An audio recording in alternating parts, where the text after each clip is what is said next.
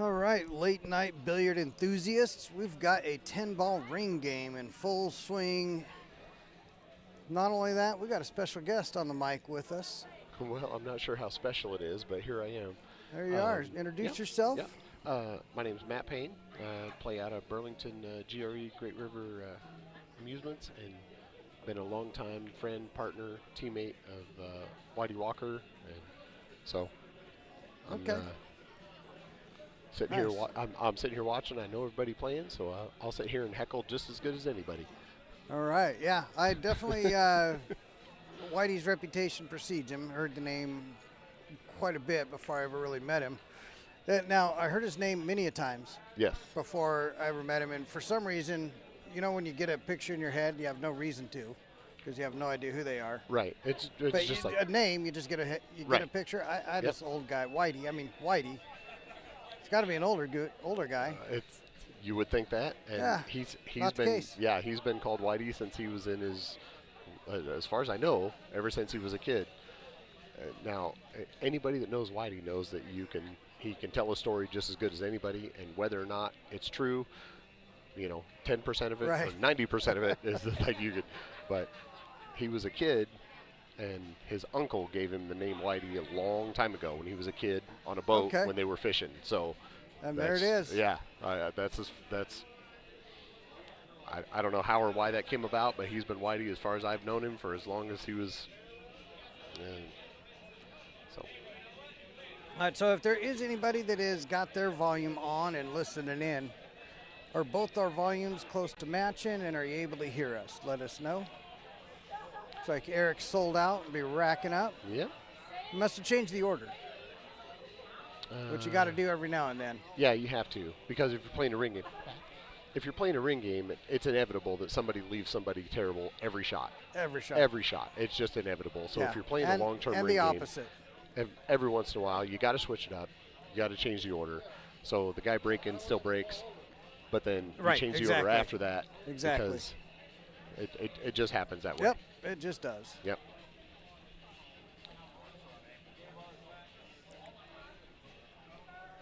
All right, then you also got the guy that gets accused of selling out to the guy in front of him and splitting. Yeah. I've been accused of that. I was going to say, it avoids that also. It's not bad.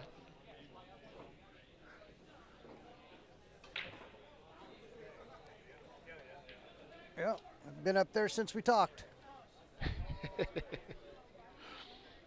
So yeah, if you switch up the order, it avoids any chance of people going in partners and splitting the money at the end, cutting anybody up or anything like that. Now, with this many people and the integrity of these guys, I don't think that's going to be an issue, but it just happens that way. But if you could take steps to even keep the potential illusion of it, absolutely, all the better. Yes, 100%. Yeah, 100%. Yep.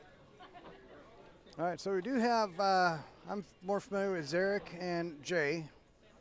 They're from the area, running some of my leagues and tournaments that I do out there in Omaha, Lincoln area. Okay, yep. Only met Eric and last year here at this. I streamed this, my second year streaming this. Met Eric last year streaming here. I've known Jimmy for a long time. Years ago, I had a job with FedEx, traveled for work a lot. Okay. Des Moines was one of my regular stops, and I always planned around the old Big Dogs tournament that ran at the old location on Monday. No, Monday night was in Ankeny. Okay. There was something in Ankeny. What was that? I don't know the answer to that. No? I'm from Southeast Iowa. I'm from Burlington myself originally. Okay. So, like, I know all the Des Moines guys, and I know the Big Dogs, how it is now. Right. But much different place now. So, yes. Yeah. But anyway, anytime I traveled, I planned my travel around what I knew of the local pool scene. So, okay. Yep. So I got to know Jimmy pretty well, going to Big Dogs once a month for a couple nights. Great dude. So I played a lot of tournaments, singles and teams and stuff like that. So I know that's how I met all these guys, with the exception of Whitey from being in the area. I know him because of pool, but all these guys I met because of tournaments in general. So George and Jimmy, we played team events against them for, I don't know, 10, 15 years now, something like that. And all right, Ryan Lee says we both sound good. That's good to know. Sometimes you just never really know how it's working on the consumer end, so to speak.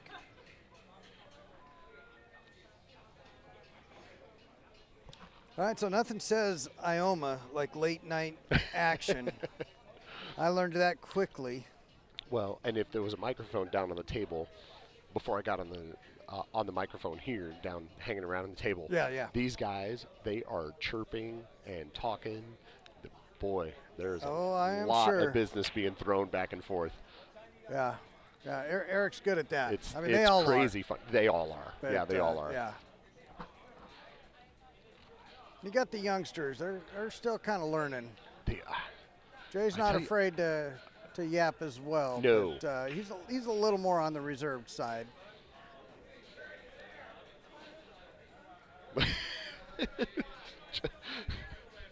If you're watching, you can't see it. If you're watching the stream, George is giving him the business right before he shoots his 10 ball, right behind him. This is great. This is crazy.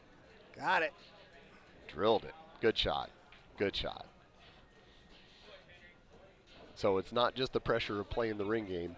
It's also the pressure of everybody heckling you and talking and chirping in your ear right behind you when you're down on a shot. Right. So. You know, I'm going to see if I can't do something with that other camera to make this more interesting. You got the reins. Sure. Yep, absolutely.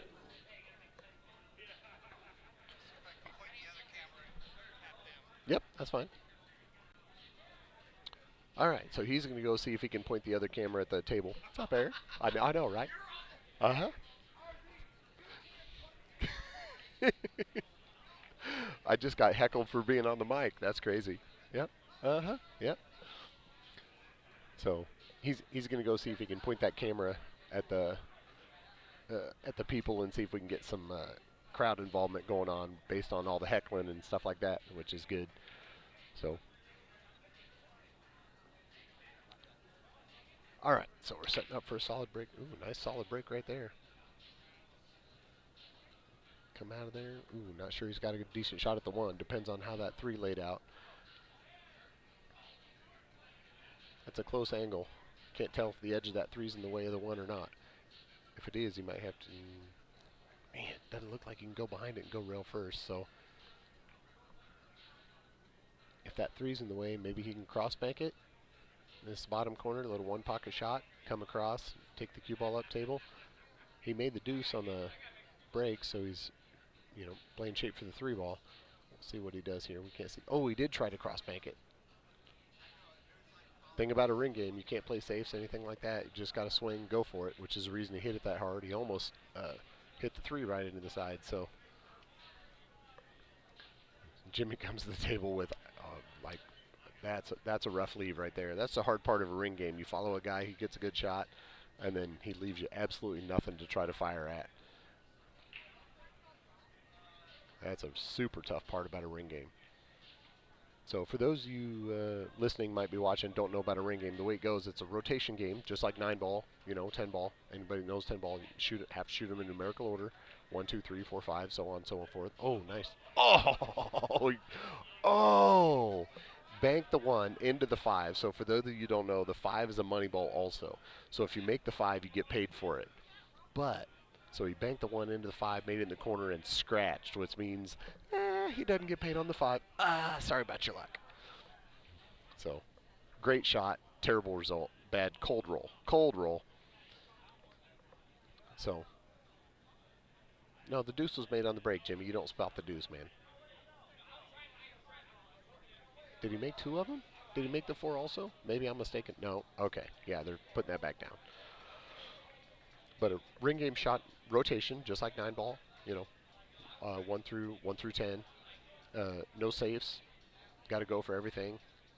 And then, if you make a bad hit, I believe the way there's a couple different ways you can play this, but I believe the way they're playing it right now is if you make a bad hit, the next guy can come look at the shot. And if he doesn't like it, if you totally dead hook him or anything like that, he can make you shoot it again. Generally, pass back. Generally, you don't see that happen because these guys are just too good. They're just too good. They don't give shots back. No, they want to swing it. They want to swing at something if they got to swing at something. Yeah, if they're going to swing, they're going to go down swinging. They're not going to give it back and let you go down swinging and then end up slopping a ball in or something like that. So. All right, so we did add a second camera So you can see some of the guys participating. Going to see Henry walking around as well. He's just got a little something going on the table next to him, not part of the ring game. Yeah, Henry and Drew, I think they're playing a race to 3 for $20. Henry Walters and then Drew Berquist playing a race to 3 on the table next door. I know Henry, didn't know Drew. Henry's come to Omaha, played a couple of my tournaments. Yep, Drew's from the same area I am. He's from Burlington area. Okay. So, yep. Super nice guy. You'll see him in the background right there. He's got the weird camouflage-looking shirt on, but yep. Yeah, the Stuart Key special. I've got the blue version of that shirt. Yes, yep. The wood shafts matter. Yeah, oh, yes. I know. I asked Stu for one of those. I asked Stu for one of those shirts. I have yet to receive one. Uh-oh. I have a cue, and I had Ryan Daniels makes cues down in my area, and I had him make me a carbon fiber shaft to replace my wood shaft, and I played with it for a while, and shoots true, shoots good, all that business, everything, and I was shooting a particular tournament. I don't remember which one, and just for no particular reason, I was shooting terrible. And so I put my original wood shaft back on the cue, and I started shooting real good, and I haven't gone back yet. Right. So, I think it all comes down to particular preference and how you shoot and your stroke and how it feels to you and all that business and everything. But absolutely. I mean, sometimes, you know what, and you want proof of that? You go around and you grab a bar cue. Sometimes you just grab that bar cue and you shoot a game with it, and you're like, oh, this works. Yep. And it's a $13, $17 bar cue. What do you do? Oh, he dogged a 4-ball right up there in the corner. And hooked. I'm not sure if he's. It's hard to tell from back here. I can't tell. It is hard to tell, but yeah, he can't see it to make it. George looks pretty good about getting down on it. Yeah, he looks pretty comfortable. Yeah, he does. He's got it. Now, George is kind of an anomaly. A lot of things he looks comfortable with. The rest of us would be like, oh, we're in trouble. So, yeah, there's no question. Take that with a grain of salt. George is a real good shot, but. So. It looks like one rail, not two here. Yeah, I think so. Yep. Nice. Coming up, shoot it in the corner and draw it back for the 7 in the side, and then the 8, 9, 10. I'd be surprised if George goofs this up. Like he's. Yeah. Yep, good angle on the 7. Just about dead straight in. Yep. Poke it in. Stop it right there. Drift up for the 9, and then play the cue ball off top rail and come back for the 10.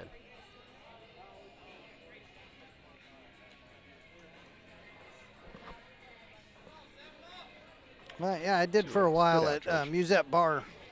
If you've played in the tournaments, you've probably heard of or seen Musette Bar shirts here and there. Oh, yeah. But had a Friday night ring game with the chips.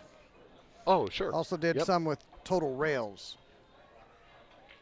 I think the players preferred the chips, but the total rails was interesting. Boy, you get a lot of people going for them 3 and 4 railers. Yeah, if you're playing a Banks ring game, if you're playing by the rail, that can get fun in a hurry. Yeah, we had Omaha John Shupit hit back-to-back 4 railers. Well, that's a real quick way to get 8 marks. Well, you know what? That's a real quick way to get back to even if you're behind. Yeah, that's for got sure. that right. So, Josh Maines, a teammate of mine, opened up a pool hall in Gulfport, Illinois, which is just across the river from Burlington, which is where I'm originally from. Okay. And it's called Sin City Billiards, and he's got 7 diamond 7-footers and then 2 diamond 9-footers in there. And so we go in there a lot and play, ring games or match up, whatever the case happens to be. But that's kind of our hub as far as playing pool. We used to play at Whitey's in Burlington. And then, of course, Whitey's closed several years ago. But Josh opened that pool hall, and he's done real good things for the area. There are a lot of young players that got really good in a big hurry because they could go over there and play. He's done great things for the area. So excellent. It was great. It's great to see that because that's what it takes. It takes people willing to invest in the pool community. Right, yeah, absolutely. Because the return is not always what you would hope. When you invest in a business, if you're investing in pool, you can get a return, but you're not going to get that big payoff return. No. Chances are. I right. mean, yeah, you're right about that. Yeah. Yeah. You can work like it smart. You can get a return, no doubt about it. But Yep. you're going to be playing in the margins for sure. In a case like that, the payoff comes when you watch the guys that come over and practice, and you watch them do well. That's your payoff. Like, everybody wants to make money if they open a business or whatever, but you look at people and you watch them play and play well, and you're like, yep, that was worth it. Yeah. So, but yeah. What do we got going on? Do I see people putting cues away? Well, Eric, putting jackets on? What do we got? I don't know. Eric had a shirt on earlier, and then he threw it off. I don't know if that's a team shirt. I'm not sure what's happening right there. It looks like he's doing laundry almost. Oh, look who we see in the background. You know who that is in the background? I don't know if you've run across her yet. Right behind Eric now. And this screen right here. You can just see her on the other side of the post. Oh, I'm not sure who that is. No. She's still, this is her last year being able to play juniors. So she's still technically playing juniors as well, but she's joined the team with Jessica and. Oh, nice. Okay. Yeah. Who plays with Jessica? Jessica, well, it depends on the year, right? Right. Carla, Yeah, Jessica, it Carla. absolutely does. But anyway, yes. she's joined some of the teams that Jessica plays on. She's one of the young, great players in That's the awesome. Lincoln area, Good. Mackenzie Chuda. Good. And yeah, she's already fantastic and getting better. She plays for the out, which you don't see in a lot of young female players. You hear me, guys? I watch you on the YouTube all the time. You guys killing it. Thank you. Especially the spectating. It's helping us to understand why. I love it. Thank you so Appreciate it. Thank you. That's awesome. Yeah, absolutely. It's nice to have like people come by and be like, "Hey, I appreciate the stream. You guys do good. That's awesome." Yeah. And he said, "You guys, like I've been involved the whole time. I've been sitting up here for 20 minutes." Oh. Yeah. Does that give me any for half? Yeah, this started just. It's kind of funny how this started. That's Josh. Josh, how you doing, Josh? Yep. That's. Yep. Okay. Fantastic. Appreciate it. And there it is again. This, Are you guys done? Are you guys taking off? No, I'm going to go up for it. Oh, all right. And then I'm going to be right here. Okay. But I was going to tell you, look, this is why we do it right here, buddy. That's our first state tournament since we started. No. He said he won a tournament this year. Matt Cox played the intermediate. Oh, nice. Won the intermediate division. Yeah. But that's why we do it, because he went in pool before I opened the pool. That's No, right. he was in before when Whitey's was open. Right. But Yeah. Whitey's shut down. He stopped playing. Yeah. He started playing again when I opened the pool hall. He's there he's there a lot. He's probably the most there, him and Jimmy. Yeah. Probably. Yep. That's great. Yeah. Man, that's awesome. Good job. Yeah, and in the Omaha Lincoln area recently, there was 2 private clubs that have opened. The one in Omaha opened up a few years ago. Nice. Okay. Maybe 2 years ago now, called Cloud 9. They've got 8 diamonds, 4 9-footers, 4 bar box. Nice. Okay. Yeah. Both in Lincoln and in Omaha, 8 in each.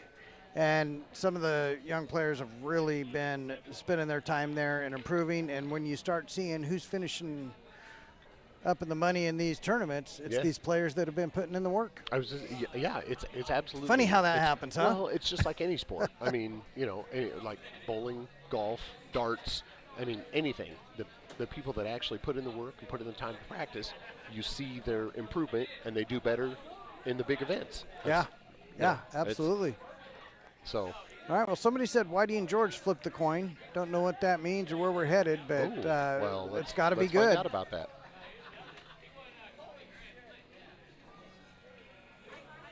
Yeah, it looks like Eric's putting a shirt on, so let's.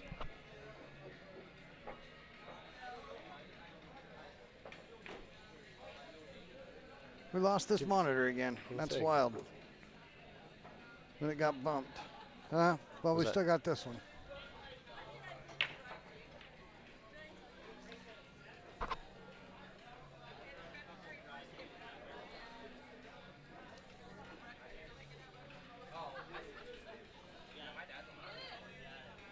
see if I can find out what's going on here.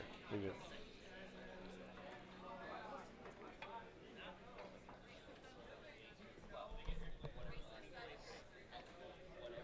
Yeah, I'll turn you down.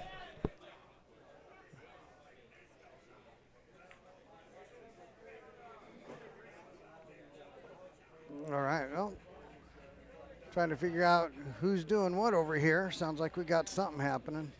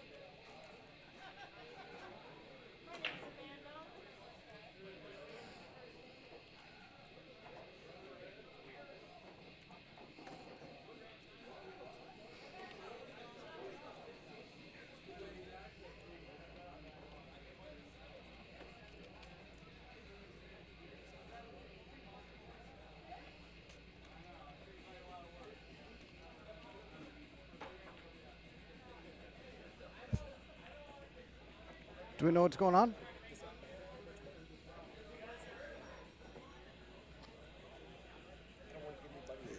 Right. Yeah, well, they're playing for cheese slices. They're playing for some cheese slices, I think. Okay.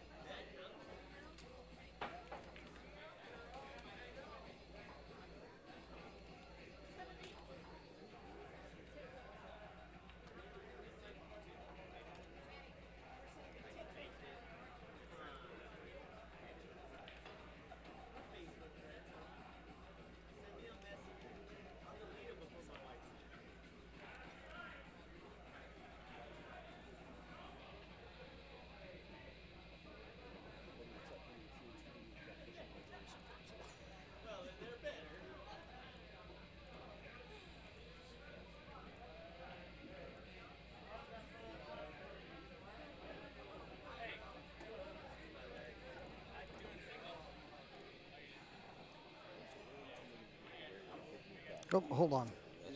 Let me bring you back up. Okay. Got you back up now. Okay.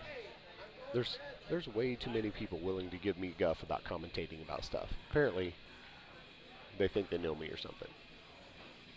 Apparently your reputation precedes you. It kind of does. It kind of does. Yeah.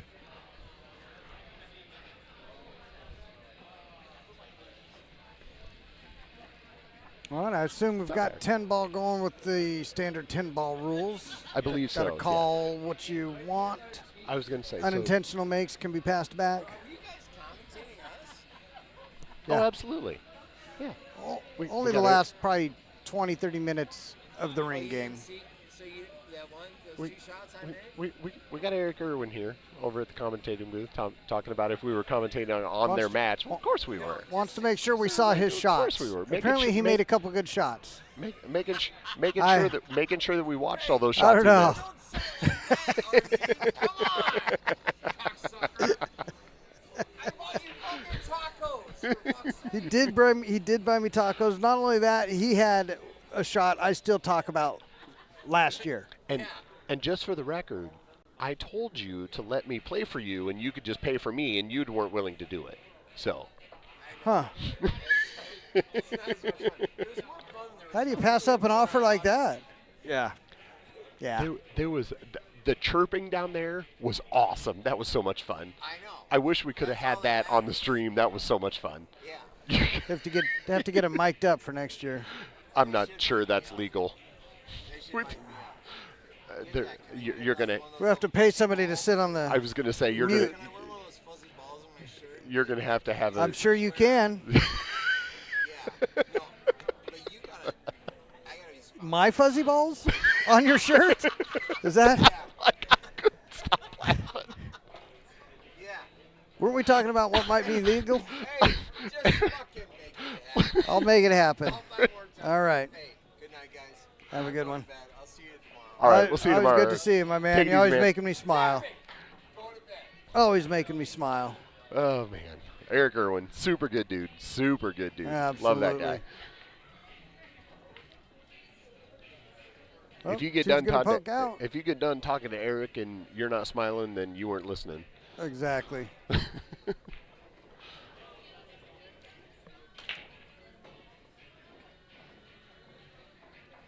Okay. All right, So, got the 2 I and was then gonna say, got yeah, so traffic. I would say we got distracted a little bit. We're We not sure did. what's That's going all on right. here. Let's see. So yeah, it looks like you can see the left edge of the 2. I'm not sure you can see the right edge to cut it by the 9. Although he's looking at it I like think he he, can. I think he can cut it by the 9. I would say he's looking like it. But he's looking at got it like he traffic can, where that so- cue ball's headed.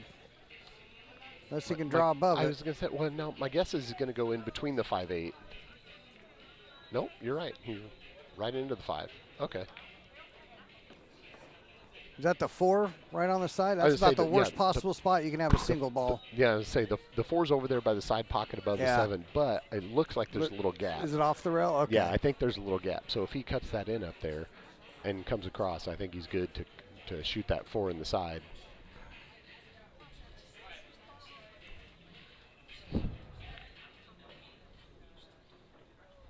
Nice shot there. Yep. Fired that in, no question about that part. Come right back about where he is. Come out. Maybe give himself a little more I angle was than where gonna he's say, sitting yeah, now. I bet he leaves himself a little short so he can pull the cue ball. Yep, just like that. So he can pull the cue ball Yeah. across a little bit. But he can't get straight in on the 6 because he still has to go back across for the 7. So Yeah. he still has to leave himself an angle there. 5 on one side, 6 on the other, 7 on the other. And 7 on the other. So you got to do the back and forth both times. If this was basketball, you'd be called for traveling. He might pull it across to give himself the back on angle the on the rail. 6. You're right. Yep, Come just inside. like that. Yeah, come inside the line. Yep. Makes it natural. Now he can go straight over or forward. That was, I think he left himself more Well, a angle little- than he wanted to. Yeah, a little sharp to go forward, maybe. Yeah, I don't think he wanted to be on the rail. No, you just saw him definitely. point his cue to the table. I think he was Yeah. wanting to be about 2-3 inches off the rail.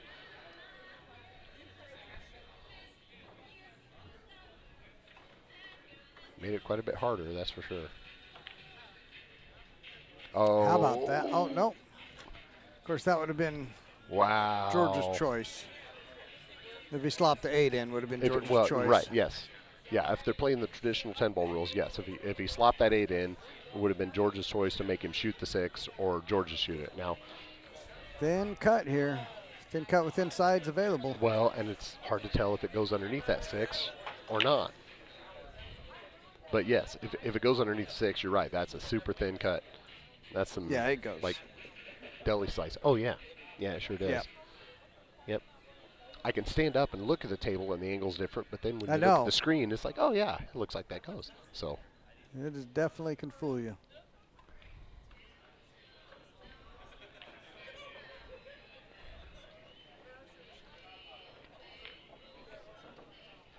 Nice shot.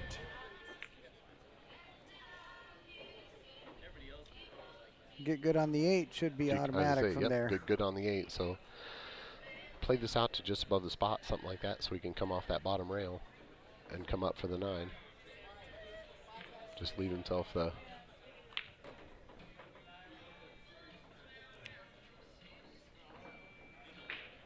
Near the rail again. Yep. Cut that in, come up off that bottom rail. And even if he comes up a little bit short, which he probably won't, it's George, he probably won't, but if he comes up a little short, he can go back across for the 10 in the same pocket he's going to make the 9 in. Right. Ideally, you want to be straight in, just kind of shoot it in and drift the cue ball a little bit. Just like Yep, that. just like that. Yep, why do you recognize it? Gives him the last 2.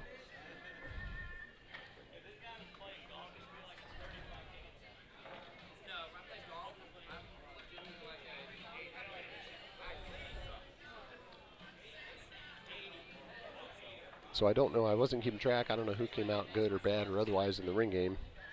I know there was some fairly significant money changing hands, but I don't know where.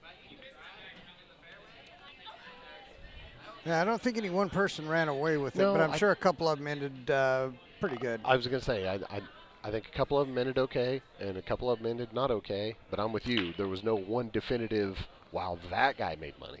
Right. So. I know Jimmy's kids are going hungry.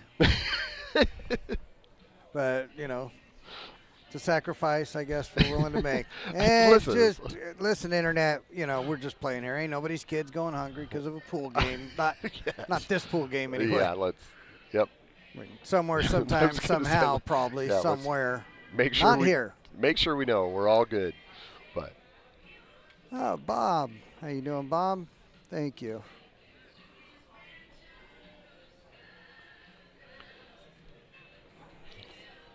All right, George set up to break. I think he's up 1-0 at the moment. Playing 10 ball, it's significantly harder to break and run a rack in 10 ball than it is 9 ball. The balls just don't spread as well. You're not always guaranteed to make one. When I first started playing 10 ball, I was amazed how much difference one ball makes. It is crazy different. It is crazy different. It is crazy different, and I think it all stems from the break in general, like the balls don't spread the same. You can't. Yeah. You can't plan on shape all the time. I mean, this rack right here is one of the better 10 ball spreads I've seen. There's almost always a cluster. There's almost always a pair at least hanging out together. He's got as long, so the 2 ball is down there underneath the 5 below the bottom spot, and so he's got a skinny cut into that from the screen, the top right corner. Yeah, 3 hanging over the side. 3 hanging over the side, which is good for him because if he can make the deuce, and if he comes over and runs into the 9-6, unless he gets a super cold roll, he should have a good shot on the 3. But there's something about it he doesn't like. It's got to be the speed though, because if you cut that super thin, the cue ball's moving. You can't hold the cue ball right there. So. Oh, he decided to play safe. Got the cover. Which tells you how rough that shot was, because anybody that knows George knows that he's a shot maker. Right. It's not that he couldn't make the 2. He could have. It's just a case where he's looking at it and goes, man, shape on that 3, and then to get out from there. Yes. Yeah, to make the 2 and ensure the out was tough, and everything's open. Right. So if he does let Whitey to the table with a look at something, Whitey's likely out. If George plays a safe, it's very necessary. We'll just say it that way. Like if George plays a safe, it's rough. All right, looks like Whitey may have kept him off anything aggressive, but he can't see a piece of it. Yep, he can see it. Whitey made a good kick and rolled the deuce up. So we'll see. It's hard to tell if that deuce goes by the 7, in between the 7-10. Tell you something that he's looking at took me a little while. Took me a little while to learn, but younger players will benefit from learning it. When you have to kick at a ball, the speed is so important for giving yourself the best chance at something good happening. Because when you're kicking, you're always kind of counting on a little bit of hope. It is super important. And if you hit at the right speed, you give yourself the best hope. You don't just willy-nilly be hitting it hard. Nope. Absolutely not. You want to try to kick with some speed. Yeah, that one went wrong. That definitely was he trying to get behind the 8? You can tell by his body language that he's not happy with that at all.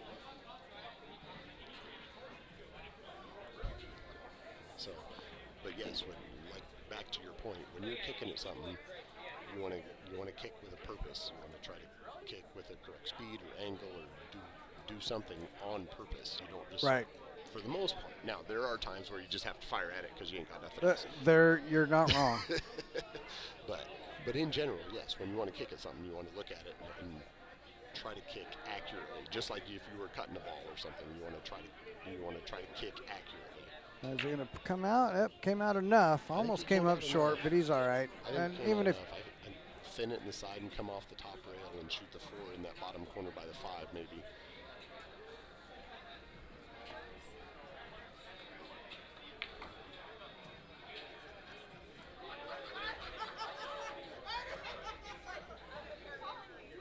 He's down there. He's getting back up and looking at it, so something's a little wonky with him, but not much doubt about him making 3. It's just making sure he gets position on the 4 ball.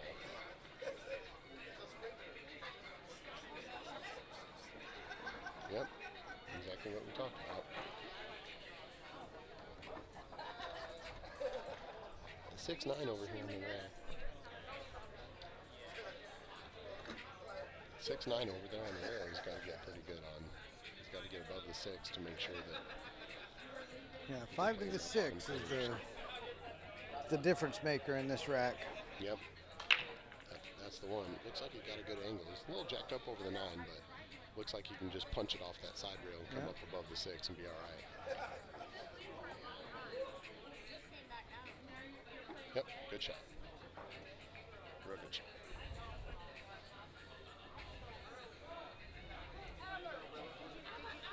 Having fun? How you doing, Todd? So minus some weird anomaly, he's going to be out here, I'm sure. Yeah, 7 to the 8 to the 9. I was saying All looks pretty players good. of his caliber or George's caliber, you don't figure him to goof the. That being said, Balls pool is wide a funny open. game. A It is funny, a- funny game. It is a super funny game.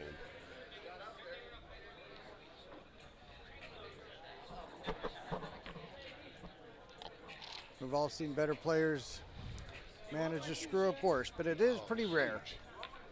It is definitely rare, which makes it so fun because you don't expect it, and then you see it. And Yep, made the 9. George gave him the 10 ball. So, but you're right. Yeah, it's a super funny game. Weird things happen. Rolls back, forth, whatever.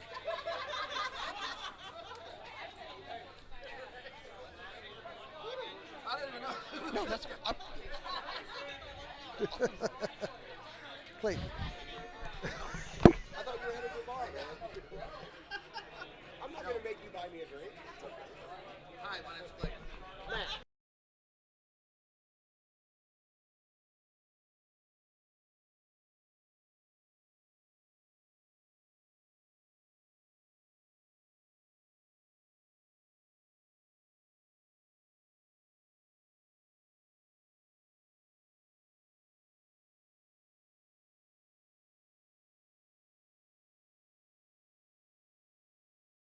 Getting accused. Oh. Getting accused, Oh. Rusty. This is wow. Rough he crowd. was Rough all crowd. innocent. It was all innocent. He was innocent, I swear. It was like that when I found him. All right, got to get the score updated. We're going to keep them updated on that. 1-1. Race to 7 for $3. For $3.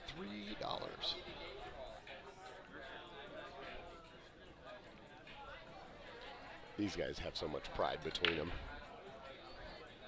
They could play for $3 and take it as They serious. really could play for $3, and yep, And still play. they absolutely could. Tell you what, they're not going to play me for $3.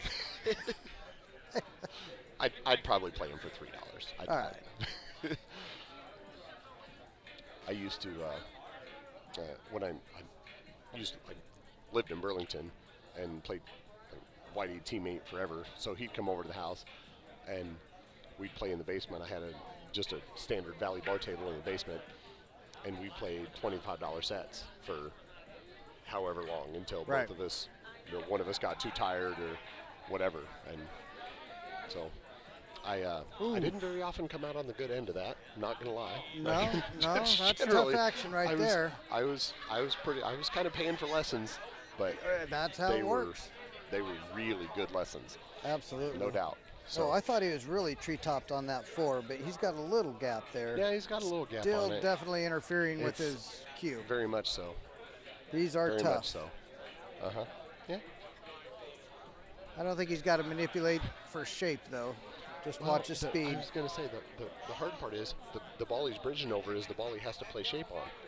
Is that? Oh, I thought that was the 3, not the 7. So no, So that's the 7 then. So the 4, yeah, the 7's over there by Okay, the 9. so he's playing for the he's 4. shooting the 2 down the rail. That's even And the tougher. ball he's bridging over is the 4. That's the one he's got to play Yep, shape on. yep. I thought Like, he was playing for the so- 7, which I was thinking that was the 3. Yeah, it's. But you're right. He's got to come all the way back over for the 4.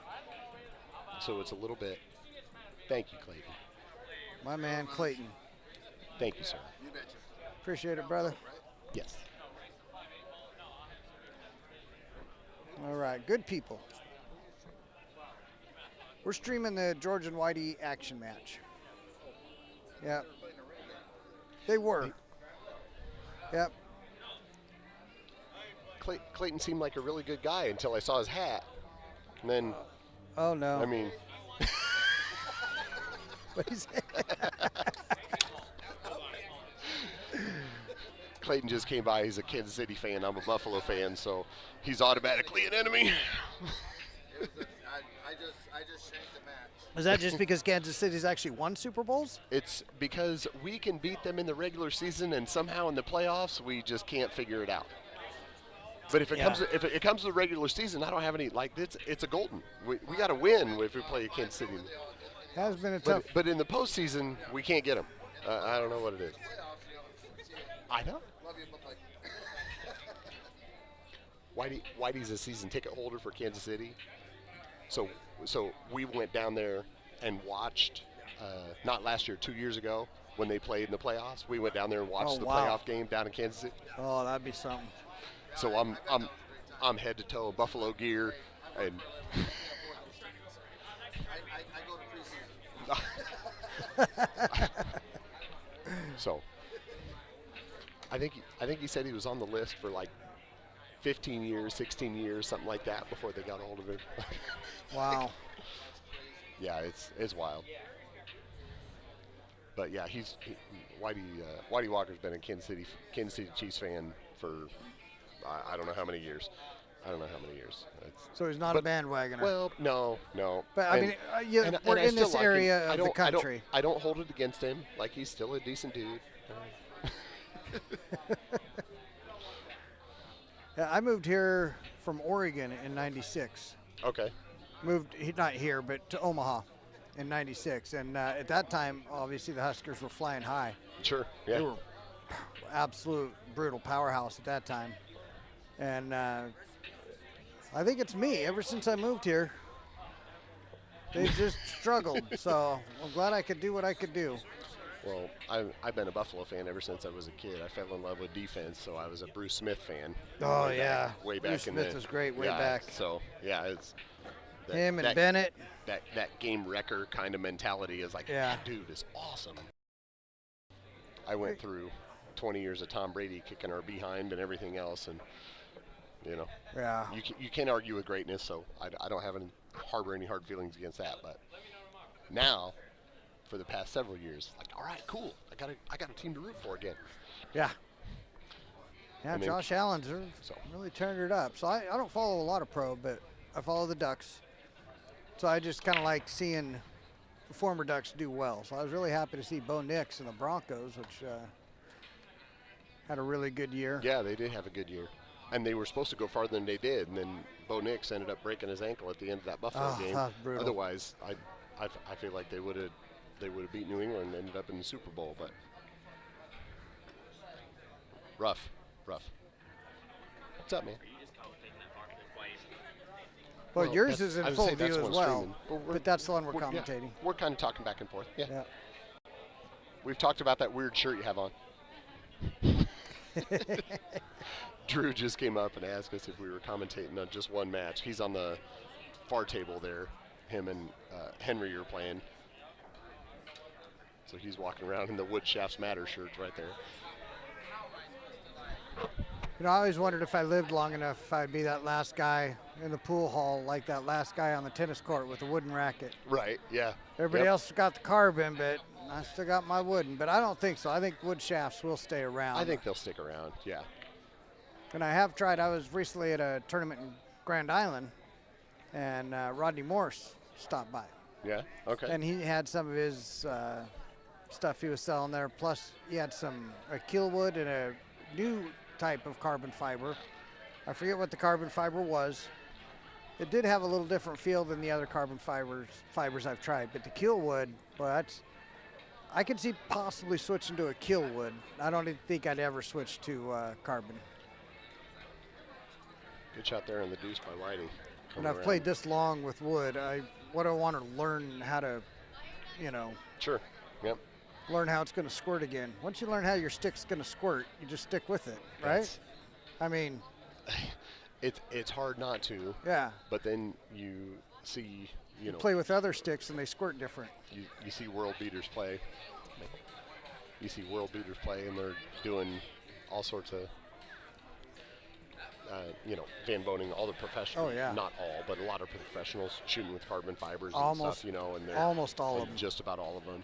Now, granted, they're all sponsored, so they're Right. getting it for free, and Yeah. their sponsors say, hey, you got to play with this now. So in order to keep their sponsors, they get to play with it. So I don't know if they're, I don't want to say forced, but I don't know if they're, I don't know if they would if they had their own choice.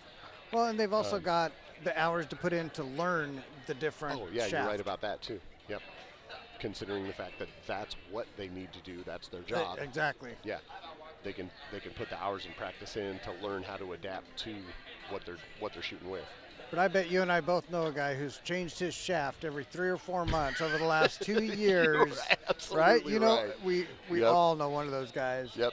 No, this is the one. No, this is the shaft. This is the one. This is the newest and latest and greatest, and this is the one. Yep. Yep. Anybody listening knows that guy. And then if we all wrote that guy's name on a piece of paper, it would all be a different name. Yep.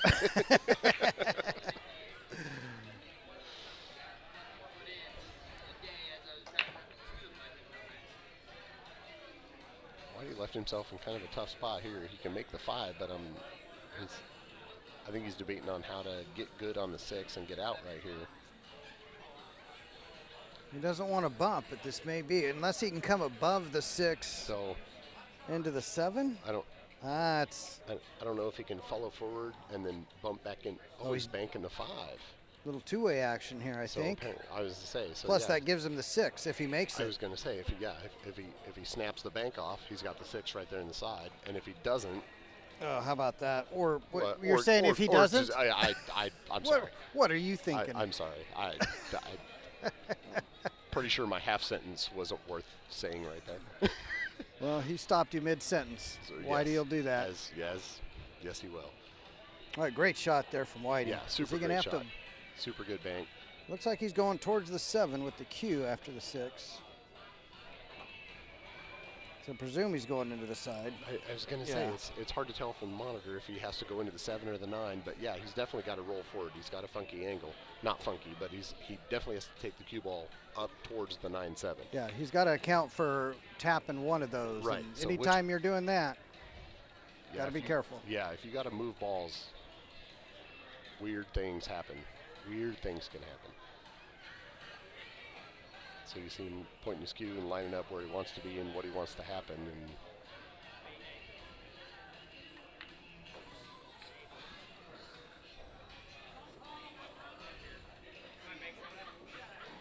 the thing about watching quality players like Whitey and George is you can figure out that they're going to look at just about every option they have, and whatever they choose is probably going to be the right option.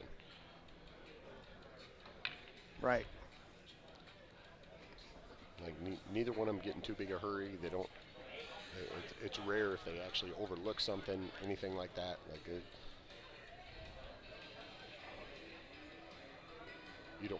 You just don't get to be that good and not see everything that needs seen. Oh, yeah. Nudge Oh the yeah, 7 super up good shot. in Nudge line. the 7 up. Yep. Very nice. Yep. Exactly where he's What a great pointing his shot. cue and looking at it, and yep, that's what he decided to do.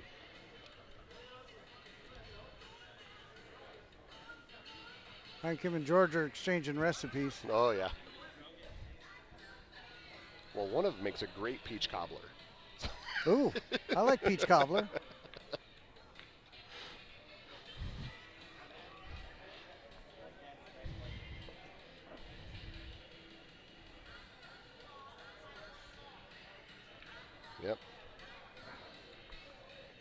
stood out right there.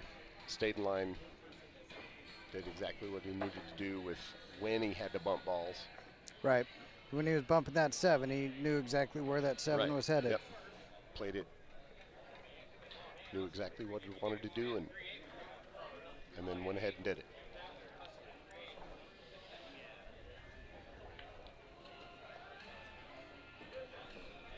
So I think that's 2-1, Whitey. Oh, yep. Thank you. Good that- call. I think. It's at least 2-1. I don't think we missed a game. I don't think so either.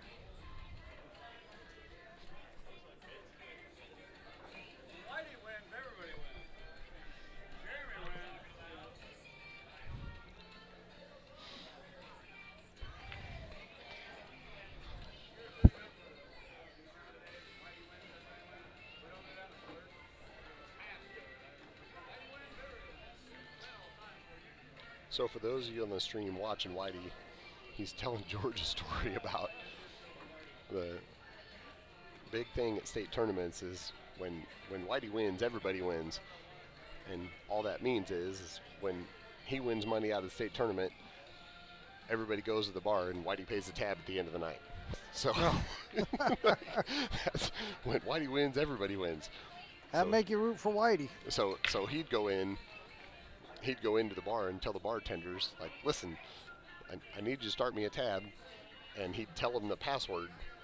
So anybody that was in his group, he would give the password to. So if you went up to the bar, you just told him the password, and then at the end of the night, Whitey'd go up and be like, what's my tab? So Oh, my goodness. when Whitey wins, everybody wins. And it was... So that was the story he was telling right there. Look at that. You know who that is standing right in front of us? That is Which Jeremy one? Schroeder, Oh, yeah. Masters 8-ball champion Yes, at the indeed. 2026 Ioma. Yep.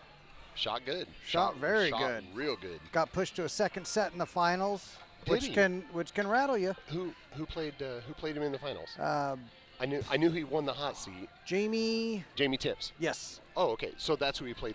That's who he played for the hot seat. So then Jamie came back and played him in the Yes. finals also. Okay. Yep. Yep. Jamie Tips, super good player, Muscatine area. Yeah. Yeah. Yep. It was great finals. Yeah. Jamie shoots good. Yeah. Shoots real good. So I knew that they played for the hot seat. I didn't hear what happened after that. So. Yep. Yeah. That's awesome. Jamie Tips played Pedro in the third place match. Okay. Oh, so Pedro beat who did he beat? Oh no, Jake Vanderwall, because Jake beat Yes. Randy Hansen. Yeah. Jake beat Randy. Yep. Yeah. Yep. Boy, Randy, I thought. Well, once you get to that point in a race to 5 with these players, Yeah. anybody can win. The easiest mistake can kill you. I played my master set. I played a guy, and he broke and ran every rack that he had, and I broke and ran 0 of the ones that I had. And that makes it tough to win. That makes it real tough to win. Yeah. So, yeah, Jeremy Block. He played. Okay, He played yep. super good. Played super good. Like I said, broke super good. Played super good against me, and I ended up losing that match, which I'm not. I can't even be unhappy about. He just shot really good. So. Yeah, and sometimes that happens. Right. Yeah. Yep. I mean, I've worked with the juniors in Lincoln, and sometimes I try to tell them, convince them. You look at even your Shane Van Bonings. You know how many games of pool Shane Van Bonings probably lost? Man. Tens of thousands, right? If you just consider individual games. Yes. Yep. Especially if you think of his early years when he was learning. If- And even now, he loses games all the time. If anybody wants a speech on inspiration and how good you can be, I don't know how many people watch tennis, but Roger Federer is one of the greatest tennis players ever. Yeah, absolutely. And if you watch a speech by him, I believe, I don't know the details, but it appears to be a speech by him back at his alma mater so he was doing a speech to the college Okay. graduates of that year. Right. And he talks about the percentages of points that he won Oh, as a tennis player. Yes, I've seen that. It's ridiculously close to 50. And it's barely over 50%. Yes, And he's one of the greatest players ever. yes. Yeah, great point. So, right.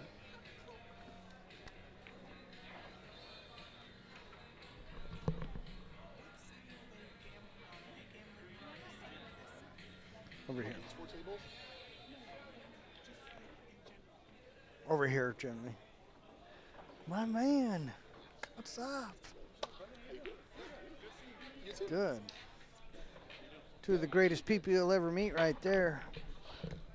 Matt Stoner and Dan Schmieder. Yeah, Matt yeah. the Kind Killer. That's my nickname for him. He is too. He is. He's like the nicest guy you ever meet, and then he just rips your heart out on the table. And then just smiles at you. And then just you're just smiles. like, thank you. Thank you Right, for kicking yeah. my ass, Matt. I appreciate you whipping me. Yeah, That was yeah. a good time. Yeah, his game in the last couple of years has Ooh, good really, shot, George. really come up. I do a lot of bracket matches in Omaha, Lincoln area, and the last couple have come down to him and Dustin.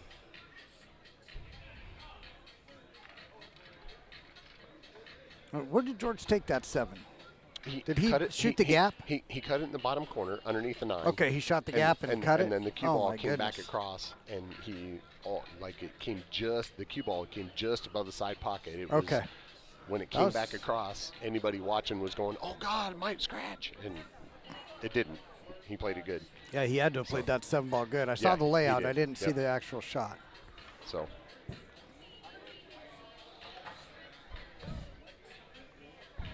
Okay, so I think that Yeah, should make it 2-2. 2-2. Yep.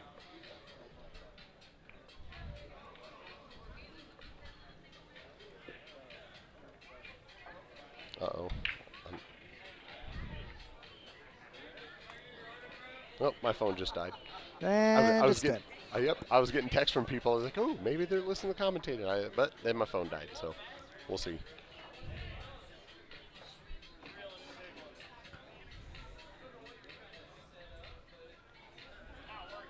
I'm guessing they might have been. One of them was from a teammate. He's coming up tomorrow. We play a team event tomorrow, so Okay. start at. Yeah, I think our match is 11. several of the divisions didn't start until tomorrow, I believe. Right. Yeah. Yeah. The open division started tonight. Yeah, got to get as 6 many or of those 7, something matches like that. under your Yeah, belt as you yep. can. Yeah. So So do you ever participate in the Midwest? I don't know if you, from this side of Iowa, possibly not. Midwest so- is the one that currently it's been in Sioux City the last couple of years. Oh no, I have not. Okay. Nope. That's it's a big one like this. I think this one's a little bit bigger, but it's really close. We got 150 to 160 tables. Oh, nice. 1,500 players. But this year we signed Kelly, Fisher, and Weiwei to come do challenge matches, coaching clinics. So that'll be a lot of fun. It's the 60th Midwest. Been going a while. Huge event. And bringing in some pros to share their knowledge. Good. That's awesome. That's awesome. Our leagues around the area are the, of course, Ioma and then ISPA. So we play yep. this state tournament and then the Des Moines State tournament in Yep. April. But those are the two major tournaments that we qualify for as far as the leagues that we play through. Right. Leagues that we play in. So.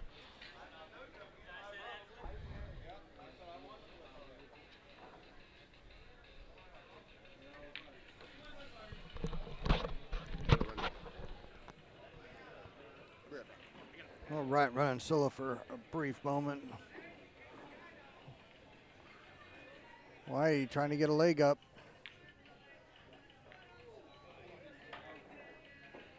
Instead, got a cue ball off the table.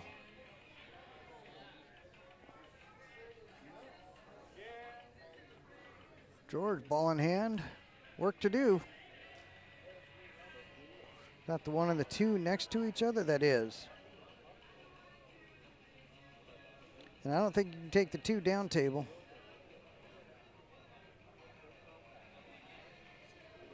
He's just going to try to draw straight back. I thought you were bringing me a beer like 3 hours ago. Okay. Okay. You want to put like over there? Oh, we can do it right now.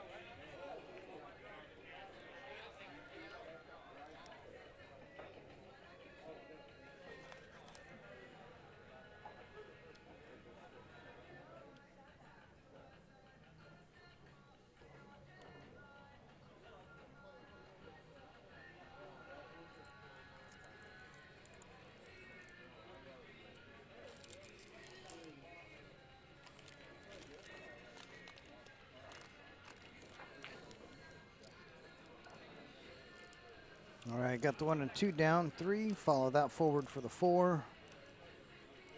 Make sure you get on the correct side of the 4 here.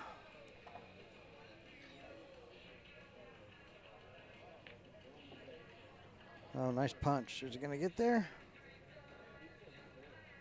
Well, he would have preferred to go a little further, but that will work.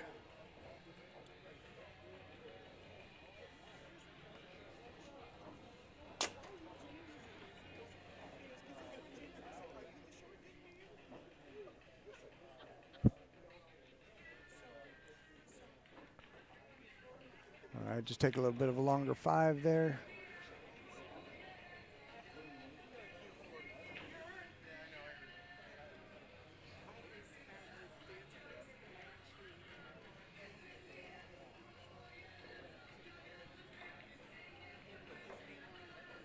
All right, 5 back for the 7.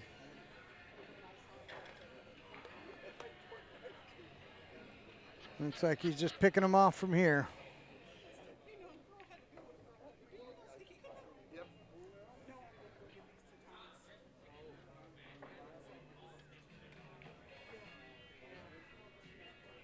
Based on the angle he had on the 7, had to get a little more of an angle on the 8, but not going to be a problem. Come off of the second rail. Do you have an extra plug in? I have a phone charger. Do you have a plug in? One moment.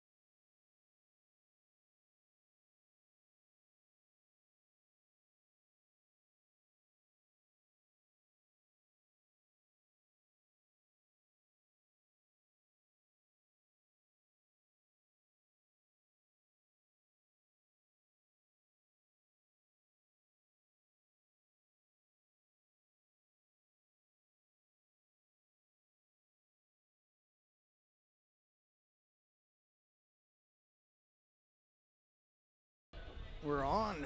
Okay. We're back on. Had to get a couple of things taken care of. Yep.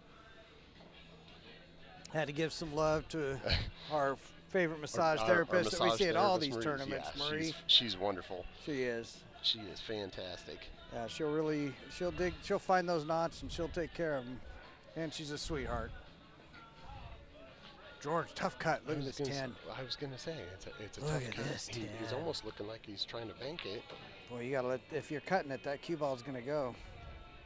He's going cross side, Yeah, playing I a think he's two-way. cross-side bank. Yeah, that's. Like So he won't be letting it go. He ended up in a super tough spot. Oh, he did though. He let Yeah, the stroke I go. would say he went all out. Well, it's one of those scenarios where considering Yeah. who you're playing against, you can't really play it two ways because That's true. and Whitey in that spot would have done the same thing. He just would have went all out to make the shot, regardless of what it was. So.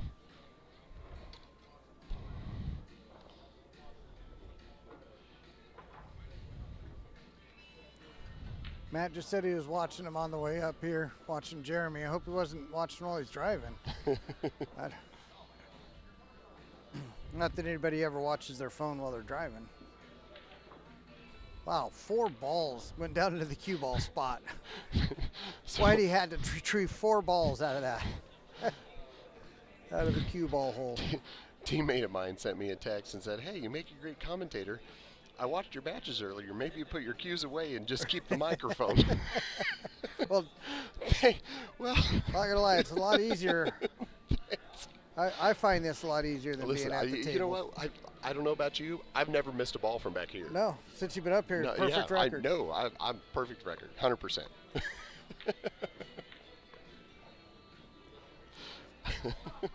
Yeah. Boy, with friends like that, what do you want?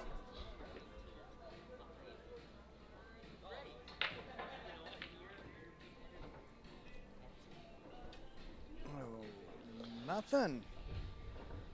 Nothing. 3, 6, 9. So, wow, for ending up with a dry break, looks like he's, yeah, definitely where a do you full. push from I was here? gonna say definitely a full ball hook. Push for a jump. Who did that earlier? Scott.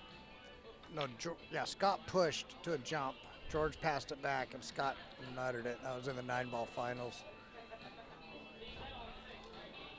That's In fact, he's not even going to push. no, yeah, he grabbed a short cue. I'm pretty sure he's gonna try and hop over this. Well, good contact is Well, likely to make it, and he's at the table now and wants to stay that right, way. and well, and being right-handed, he's got the right, the right side of the table to do this from. So, good shot, real good shot.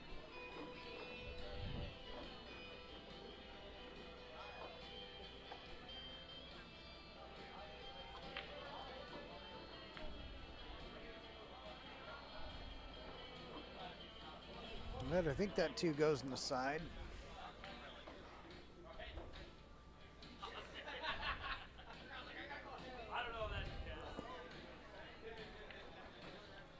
I think it does too. I think he's going to clip that But- 6, though, and see what happens from there. Well, depending on what part of the 6 he hits, it can help him out to stop the cue ball because that 3 goes right up here in the corner between the 9-7. Yeah. But he doesn't like something about it.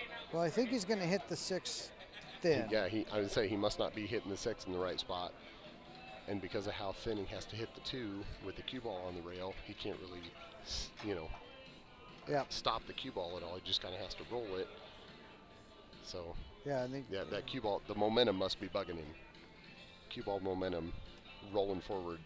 He must, it looks like from here he's going to hit the top left side of the 6. The cue ball's drifting down towards that 10. Yep. Or towards that side. Oh, he hit Oh, it no, solid. yeah, he hit it. I mean, that's basically what we called. Right, yeah, that's what I thought he wanted yeah. to do. And based on his reactions, it didn't look like he could do it. And then he just did it. So, okay, all right. We were right to start with. We were.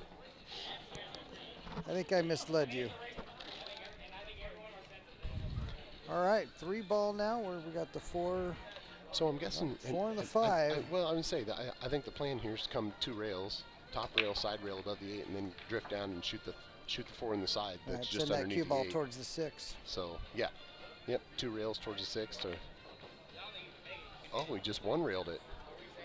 And came up was- short for yeah, it. and was very unhappy. He knew right when he hit that he wasn't happy with it. Yeah. Well, it looked like he had to use some inside, which is going to kill some of that speed. Right, yeah. Yep, if you're shooting inside English like that, and not that George doesn't know, but if you're shooting inside English like that, you got to overhit it because it's going to check up real bad.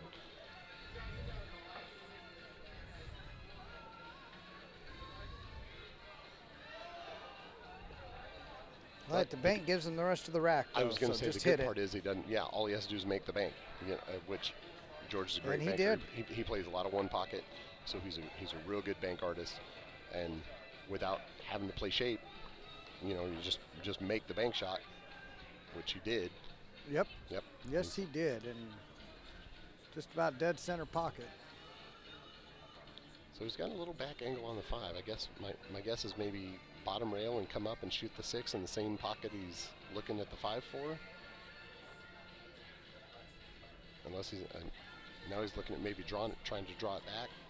Draw above, hit the rail between the 6 and the side. Oh, he's going forward. I was going to, right, yeah. Yeah, that's what I'm thinking. He quite yeah, he 2 rails, doesn't center look like table. he's quite decided about what he's doing yet. What's up, Bamba?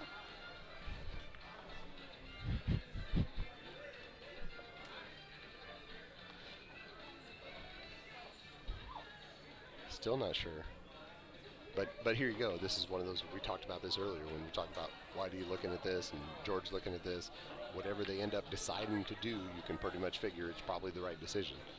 They're just too good players to make the wrong decision. So I don't think a lot of people realize that when you go from a good intermediate player or say a high level B or a decent A, like you don't make it to a master just because you play, because you make better shots and have better cue ball control.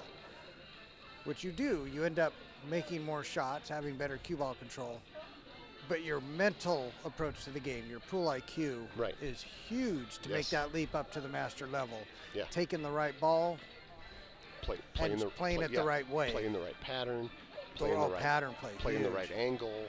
Making sure that you're not trying to force the cue ball around. You just can kind of let it do what it wants. Yes. If every game you're shooting shots that average 15% easier than the other guy, so that adds up. Yeah. Even if it's 4% easier than the other guy, that adds up. That adds up. But yeah, the pool IQ, knowing what shot to take and how to take it, is a huge part of taking your game from that intermediate to that master level. And that comes with, I assume anyway, practice. And then I'm assuming. I'm not saying that because I'm there. No, but it comes with practice, and it comes with playing somebody that's better than you. Bingo. You don't learn anything by playing somebody that doesn't know as much as you.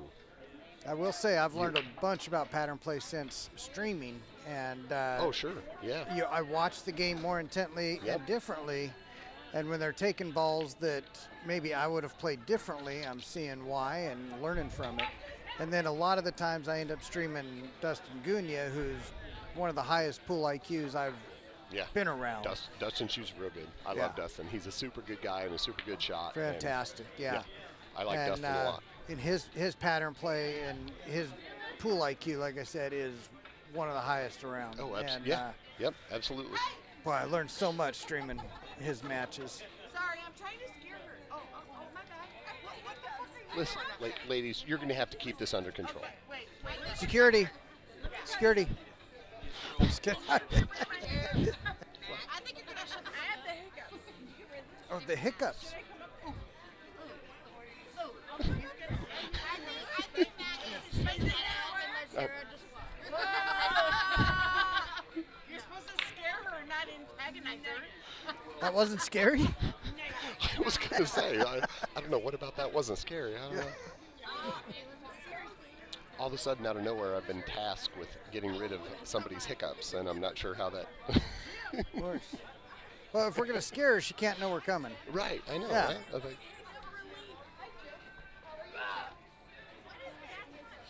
Oh, it's hiccup juice. it's anti-hiccup juice. Yeah. There you go. Yep.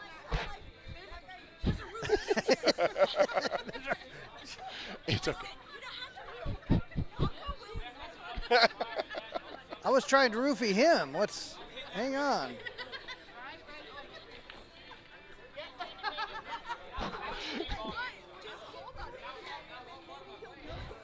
How did he get up there?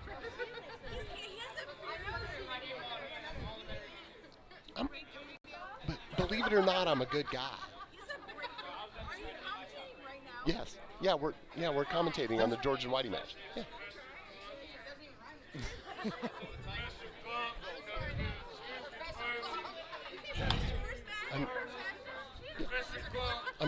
I'm getting heckled by the crowd walking by here. Here we go. Yeah. Crown and Coke.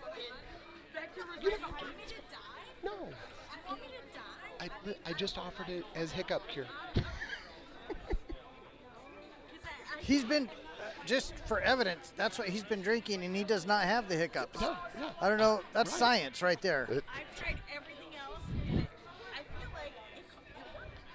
Like, just the concept. And now I don't have that. See? There you go. There you go. I got. It's terrible. Welcome. Oh. You know what? We better get a score check. I don't know Jamie- what's going on. Jamie Tibbs. Somebody's got to get us a score check. We've been pretty distracted.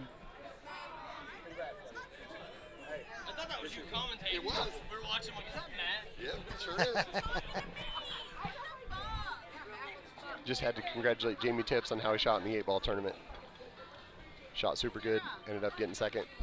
See, we got coins on the table. Somebody's at 4, so we are missing something. You see that? There's a coin at 4. And there's a coin at 3. Oh. The camera one shows 4, but from here I can see the 3. So we missed something. All right. Well, we have been a little distracted.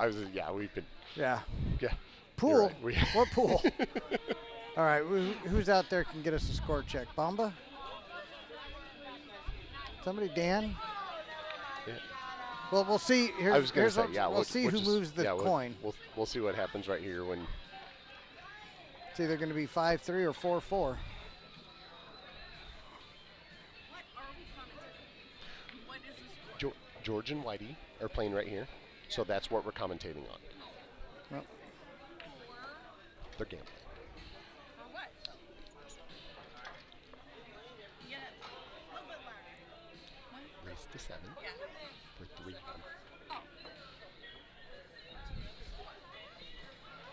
we're trying to figure that out. It's either That's what- 5-3 or 4-4. I was just I think it's 4-4. We're going to see which As- coin moves. I was to say, as soon as George moves a coin, we'll know. I believe it's 4-4. We've been, listen, all you walking by, Yeah. You're all distracting us. You just walked by. Okay. That's all it takes. That's all it takes. Well, that's 5-3 George. Oh, yep, 5-3 George. Okay. Because he just moved the coin past the side pocket. So, yep, 5-3 Means he's George. got 3 in a row. All right. Our deepest apologies for not keeping up on the score. I promise it will happen again. I guarantee we will mess it up again here shortly. Crack of the rack. Something fell. Ooh. Yep. Might be able to see a piece of the one, but I don't know what he's going to be able to do with it. Yeah, I'm not sure either. 'Cause it doesn't look like he has the right angle to try and cross bank it. You know, we're going to do this. We're going to go off of studio mode. This will give us a better view.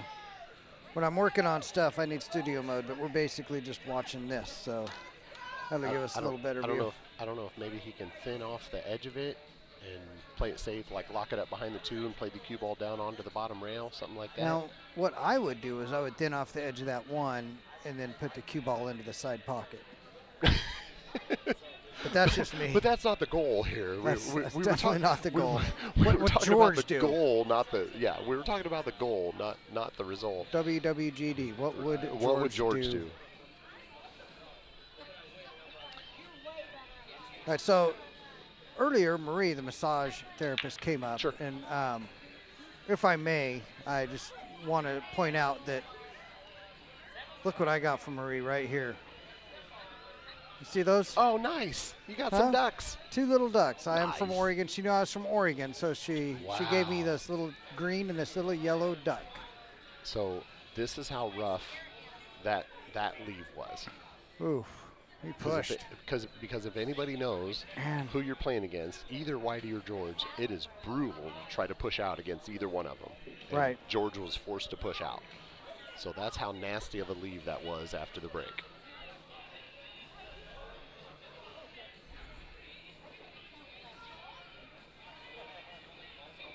So he left him a shot up in the corner. I can't tell. And it's the Chudas. Hello, Chudas.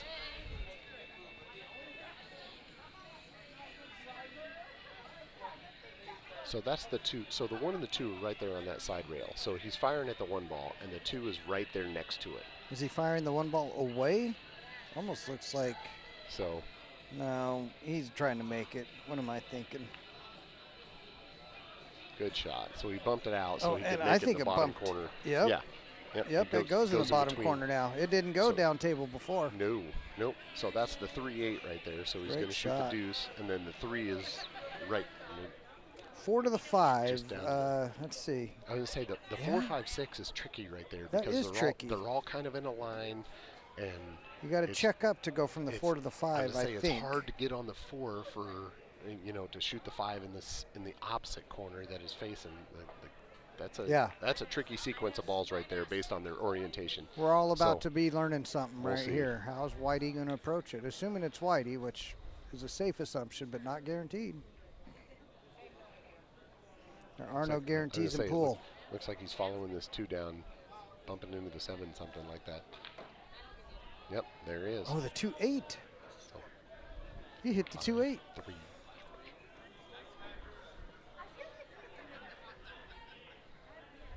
He hit the 2-8 combo. So That's, didn't see that.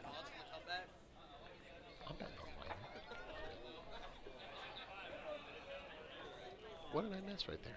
He hit it. He made the 2-8 combo. Oh. Okay then. Yeah. Okay then. Yeah, that's what I was thinking. My, I mean, the 2, I'm assuming the 2 went. If it went, though, why would he have shot the combo? I don't know. No, I'm with you. It must not have went. It 'cause must there's not have there's, went. There's no reason to play a combo if you don't have to. None. So All right, so here's what we were talking about earlier. okay, Got a but great angle. he played that almost dead perfect. Yeah. That's almost ball in hand shape. Yep. It really is. And he is going to Because check up. you play that with inside English, so the cue ball comes off that top rail and goes, to his left, and There you go. And then from the 5 to the 6 is easy bake oven. so kind of dealer's choice. You can go just top rail and come out, or you can spin it with a little bit and come top rail, side rail. Yeah. My guess is he's just. I think there's a with one I railer. would say with just high English, it looks Especially like he's going just stretching. top rail. Yeah. A little bit of a stretch. Didn't want to do too much. Right. Yep. In fact, this one also might be a single Yeah, rail. I'd say this also might be a single rail. You're right. Got to come far enough, and he has. Good shot. Yep. So he'll come down off the bottom rail. 7 and the 10 going in the same pocket right here. Come Yep. off the- Ideally, he probably wanted to be a little further, but this is not a problem. Oh, Oh, that worked my great. mistake. Okay. That worked out great. good. Or you I could do figured- that. I thought he was planning on going in between them. Okay. All right, you know what we're going to do? We're going to update the score. But let's update the score. Let's make that. We'll all do it right let's- away. Let's keep track of that. All right, looks like they're taking a quick Yep. break. Looks like they're taking a quick break here.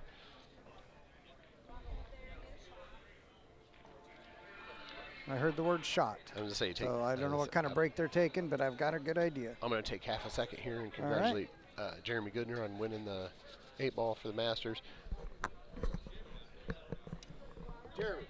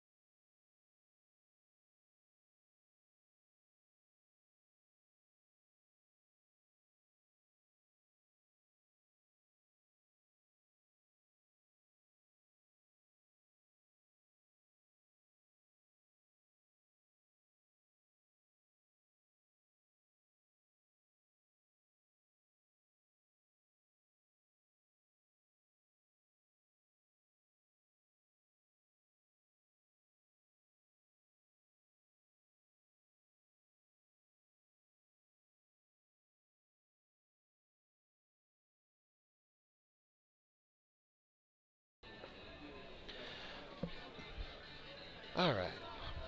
Got back online here. Whitey's breaking at 5-4 George. I think we got the score. Yep, got the score updated. Whitey broke, made a ball, ended up not a great shot on the one ball. Not only not a great shot, like no shot on the one ball. So here we are again. He's in that pickle of you're playing against a super great player, and do you push out? Well, the hard part is if you push out, you're certainly at a disadvantage because you're giving the opposite player, your opponent, the chance to take it or not, play a good safe against you, or force you to play a super good shot. Just pushing out's never a good option. Has to be the last choice. But I don't know what else he does here. Whitey's a super good kick shot artist, but this is one of those deals where I think he's going to have to push out. He's looking at, pretty sure he's decided to push it out. Try to lock the cue ball up on that bottom rail. If you lock the cue ball up, if you freeze the cue ball to a rail, any rail, you're really limiting how much your opponent can do with the cue ball, because they don't have the sides to try to spin, they don't have the bottom to try to dig out and control the cue ball. You're really putting your opponent in a hard spot because all they have is the top of the cue ball. Now, if he pushes out and freezes it to the bottom rail, and George looks at it and goes, oh, that's super tough. I don't have anything I can do with the cue ball, and makes Whitey shoot it, well, now Whitey put himself in that spot. So it's kind of a double-edged sword. You got to try and have a plan to make sure that you can do what you want to do, not give them a shot, but not leave yourself so tough that you end up making it easy for them after your shot. So, yeah, like I said, anytime you got to push out, that's rough, super rough.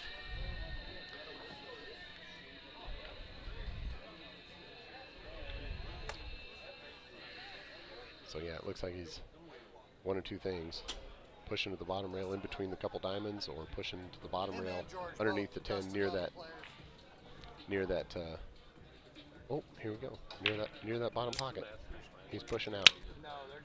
All right, so he's going to leave George down there. Now, here's the thing about a push out, if you guys don't know. So after the break, 9-ball, 10-ball, any rotation, you can push out. It's a foul-free shot. Like there's no foul involved. Call push. So why do you just push out? You don't have to hit the ball as long as you don't scratch. It's not a foul.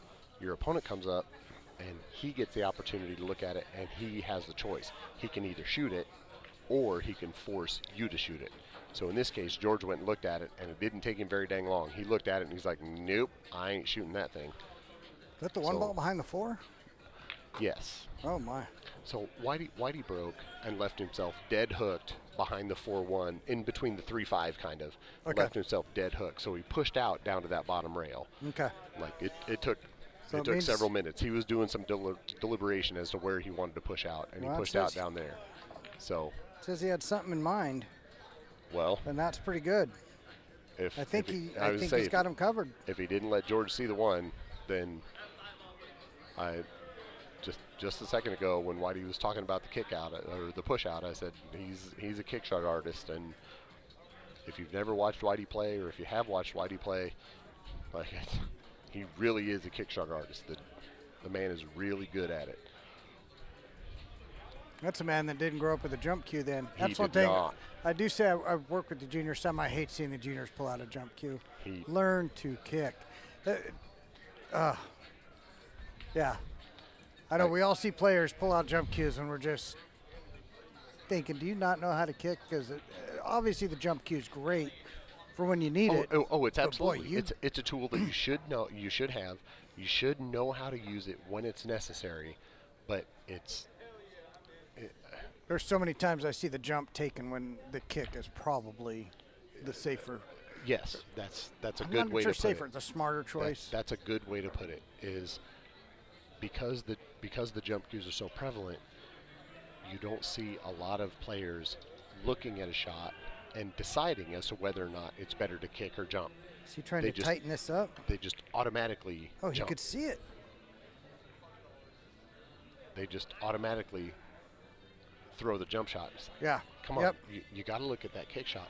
And even if you can't kick it to make it, if you can kick it to control the cue ball and get safe, you're better controlled than the jump shot. So Yep. it's not, like I said, it's Now at the highest levels, they can control the cue ball off the jump shot fairly Yes. well. But Yeah, even then, it's still there's some level of uncertainty. But for the most part, they've got that down. But Yeah, for your average league players, controlling the cue ball off a jump shot, right. it's not happening. Yeah, you watch people like Josh Filler or Federer, Gorst, or whatever. I mean, their jumping ability is uncanny how good they are. But there again,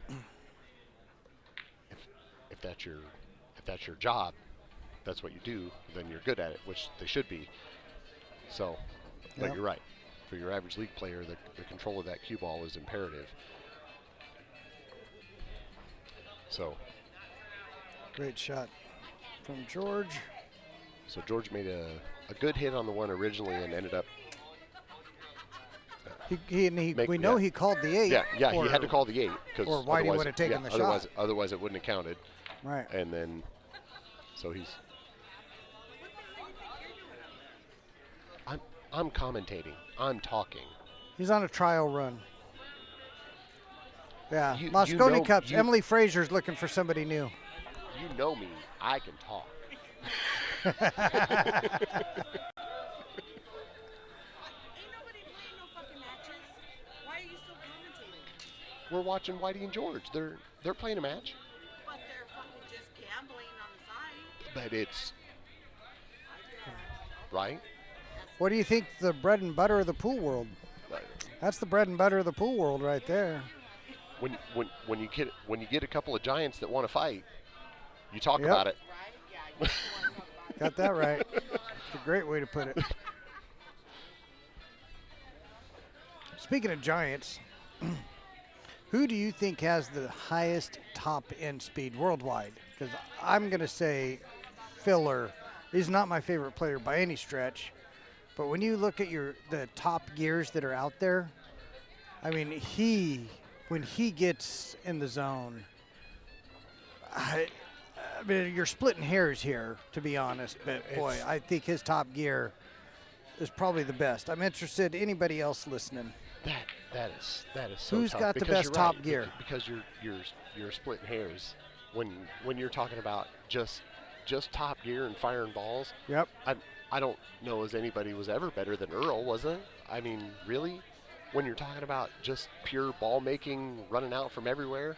Well, if you're looking at all time, yeah. I mean, Earl had a gear that most haven't seen. Like, that dude is just uncanny. Like, borderline unbelievable almost when you just... And maybe he just... Because Earl shot so fast, he wasn't... I don't want to say he wasn't deliberate because he was. He knew what he wanted to do. When he and needed did to it. be, for sure. And he did it. It's just because he shot at such a high speed, like he didn't take a lot of time thinking or anything like that. Because he Right. shot at such a high rate of speed, it almost seemed like he wasn't trying. Great speed control there from George. Yeah, that was super good. Yep, that was a good shot. Yeah. Cut the 5, and he knew he was going to run into the 7, so he played it to bounce the 7 off the bottom rail and make sure he left himself out. So, all right, so 6-4 puts 6-4, I George on the believe. hill, I think.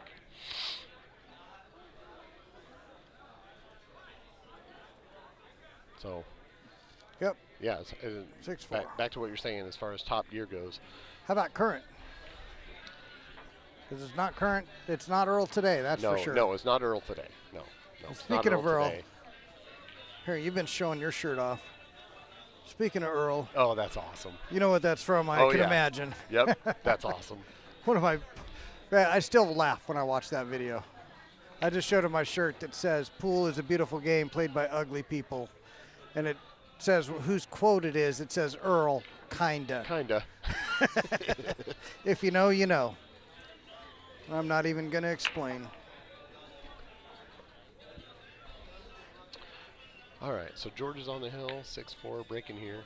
We'll see what happens. 1, 2. Oh, a nice kiss. Yeah, super nice kiss. He got Thin cut on the one to Hit get it up. going. cut on the one. The hard part is that 2 is the one right there. He's looking at it Yeah. down by the 9-10, and it's Yep, he's it's- got a it's kinda limited tight. window. He's got a little window. It's there Yep, and the shot actually plays for it. Go back and forth. to go back and forth, but so if you're talking about your bar table, what, 3.5 foot wide, right? So you're Right. talking about a shot. You got to play within 2 or 3 inches, and you got to move the cue ball 7 feet. Oh, he decided. And pin it. Decide not Oh, to there go you for go. it. Yep. Pinned it to the back. Yep. Seen quite a few of those shots today where they covered, but they didn't pin it to the back, and ended up not getting ball in hand. Right. Yeah. Smart shot there by George. You look at it, and if you're talking about the shot, not that he was worried about making the one necessarily, but if you're talking about making the one and getting shape on the 2, being tough enough. Yep, and the To 2 to where- the 3, even if he got on the 2, Right. the Yep. 2 to the 3 was tough. So then you look at it and be like, all right, well, the safe being so much easier to play, and not just easier to play, but a super that's a tough shot. Oh, Whitey Oh, miscued. miscued on the stretch, Right. and opened up the 2 in the process. Yes, he did. All right, so the one. Now gives George himself- can go from the 2 to the 3 without hitting traffic. I Right, don't think he yeah. could have before. I don't think so, because now he can play the cue ball across and play to cut the 2 in the bottom corner and take the cue off that side rail, the top side rail, and come up for the 3. Yep, just what he's looking at right there.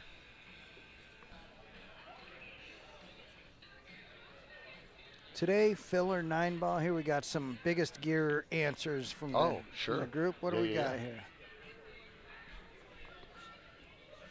Keith McCready, I have heard from the older pros that when it comes to top gear, he might have had it. That guy is wild. Yeah, I was gonna say, obviously, I'm too young to ever have watched him in person when he was in his true form, top gear, but he was. You got somebody that can't make up their mind. Filler for 9 ball, Shane for 10 ball, but consistency-wise, Fedor or Little Co. Hard to argue with Little Co. It's My hard to argue with goodness. Little Co a lot. That dude, Little Co, dude, I love watching him play. Oh my gosh, boy. Top gears, he's there. He's right there too. And again, like we said, splitting hairs. It's so crazy because when you watch the top players, Little Co, Fedor, Filler, they're so methodical. Yeah. Like their pre-shot routine, everything they do, it doesn't matter if they have a straight-in ball or they have to bank something 3 rails. Their pre-shot routine, everything they do is exactly the same. Oh, that is so you know huge. you know what I mean? Yes. Like everything they do, Yep. they get their brain right, they get their body right, they get their stroke right, and then they get down and they do what they intend to do. And Right. I saw a diagram drawn out once, which made so much sense. There's a lot of different ways you could draw this diagram, but it showed kind of almost a pie chart, and at the center was your top end game, okay. and then out from the center was your most common game, because none of us play top end every game. We Sure. know this. Yep. And the margin between the top end game and your average day-to-day game on the pros is super small. Sure. Like the difference is really small. Now, your good amateur players, the difference between their top end and their average is quite significant. The range of their games can swing, and I know it's true for me. I mean, I have days I feel so confident and great. Here we got a quote. Pool is a compromise between what your ego wants you to do, what your experience tells you to do, and what your nerves let you do. That's good. I'm going to repeat that. That's good. You ready? Pool is a compromise between what your ego wants you to do. I feel attacked. What your experience tells you to do, and what your nerves let you do. Yeah, all 3 in alignment is huge.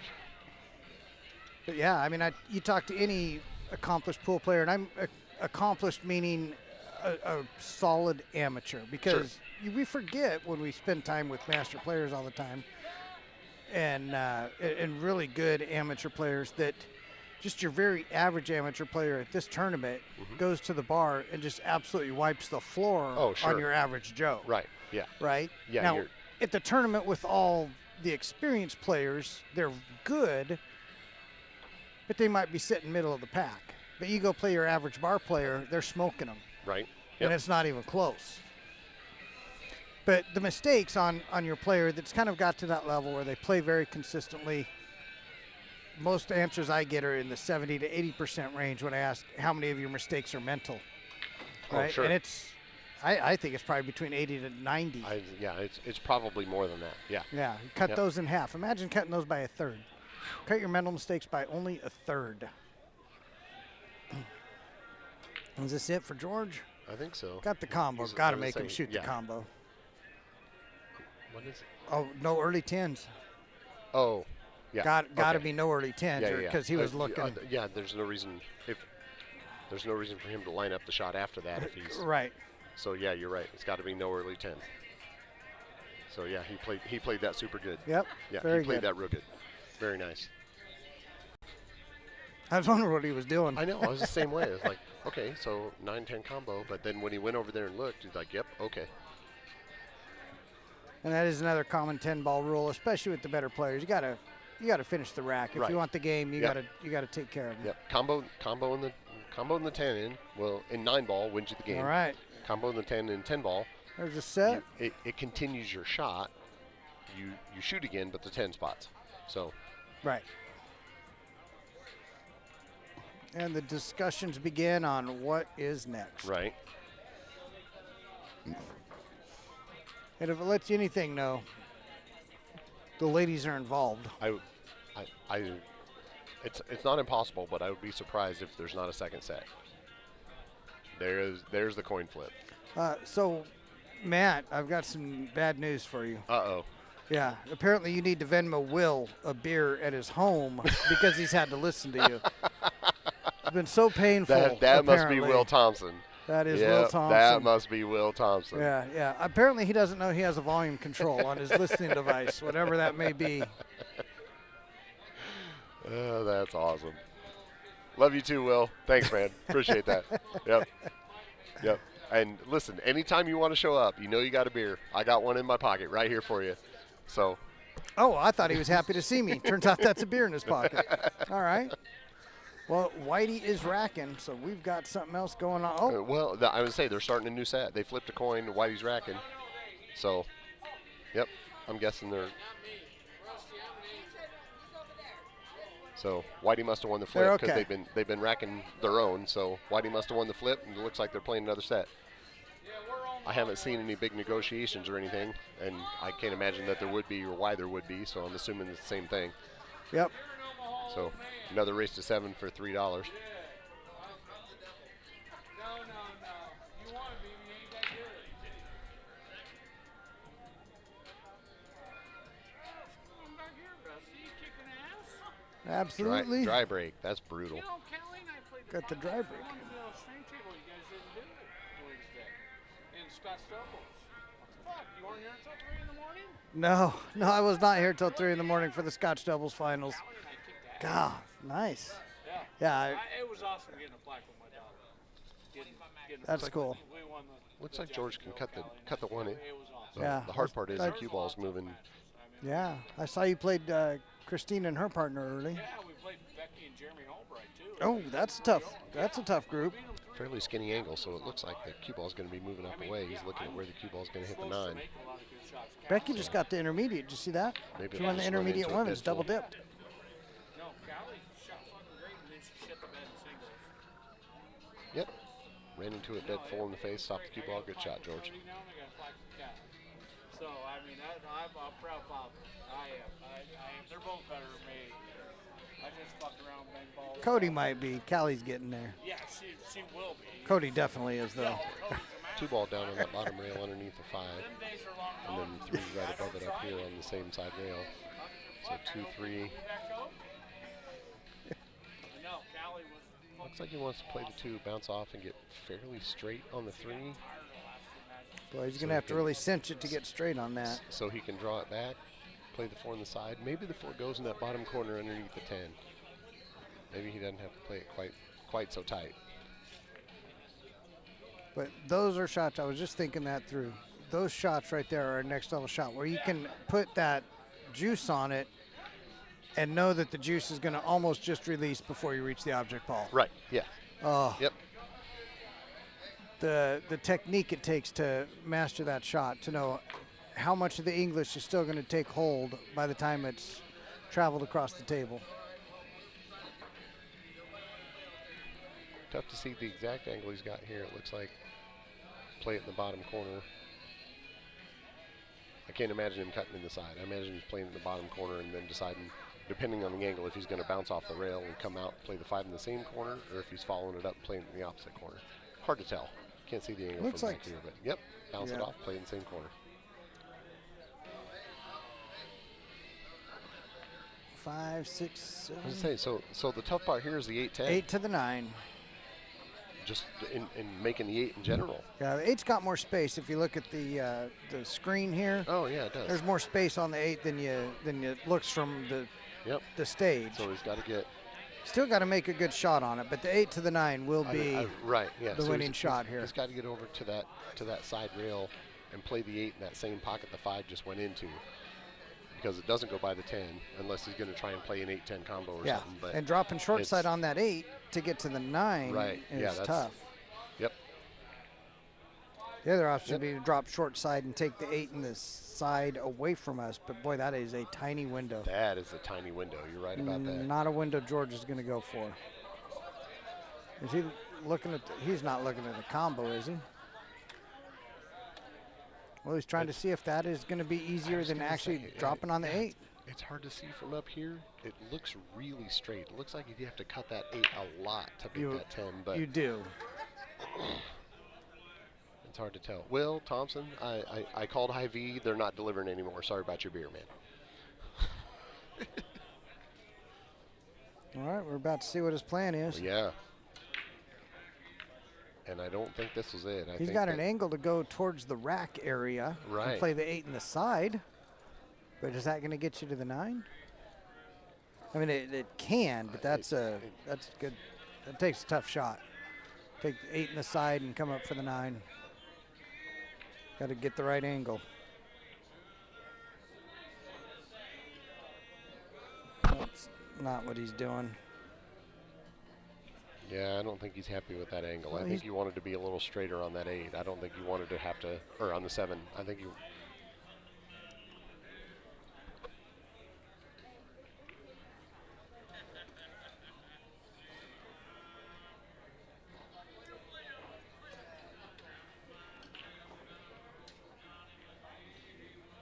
We'll see what he's going to do right here.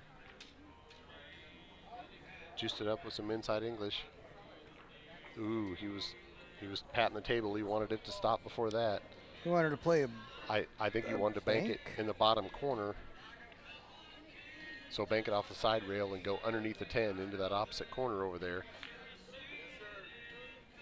Which, I mean, he can still do. It's just way tougher, of course, because your angle's funky. Since no early 10s count. Well, what's he doing here? Oh, is he trying to put the 8 on the other side? He's trying to I bring think the he's cue playing- ball 2 rails. I think he's playing safe, yeah. I and think bury he's- it under the he's- 9. Yeah, he's bumping the 8 underneath the 10 and playing the cue ball 2 rail underneath that 9 ball. Wow, that would be a great shot. Wouldn't it be? Wouldn't it? Oh, God. man. That was. Speaking of filler, one of the sickest shots I've seen is, I believe it was Mosconi Cup. He 2-rail kick and stick and landed the object ball that he stuck directly behind an object ball on the other end of the table. Off a 2-rail. So I know George was trying to play underneath that 9, and he didn't get there. He let Whitey see the 8. But you have to understand that the important part of that shot was that the 8 was not makeable. Right. The 8 went to that bottom rail away from the pocket. So even if he missed the cue ball shape, which he did, he didn't let Whitey out. Right. Whitey had to come with a real good shot, a real good speed shot, a full table speed shot to play that safe. And he did. He executed it. But you forced your opponent to make a shot like that. But still, George is back at the table. So He pretty much assured himself another shot at Right, the table, yes. regardless of what it was going to be. exactly. Because if he nuts it, That, it ain't going to be his first time. right, yeah. You didn't sell out, and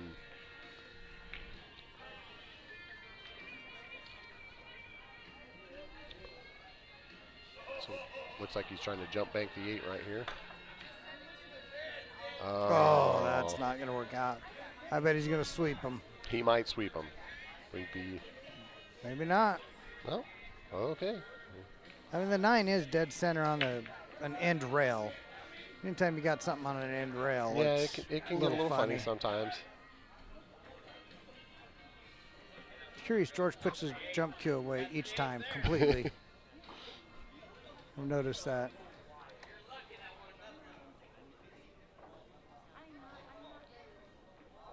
So play some high English, come off the side rail over here, Yep. bounce out. Just make sure that you're not stuck. Make sure you're not frozen on the rail, so you can. So yeah. So George made him play one shot to make sure he didn't freeze himself on the rail. End up with anything funky happening. And Speaking of, did we miss a game? Is that really 1-0?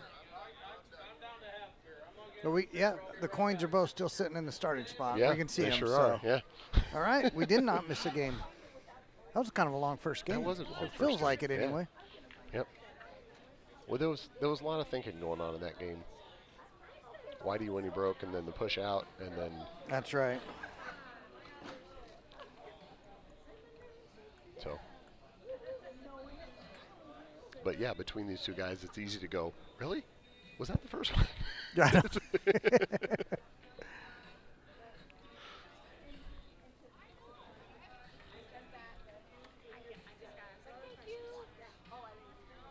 I definitely do notice pace of play more watching, doing some streaming at these events. There's certain players that, that pace of play is going to just slow down to first gear. Yes, you're right about that.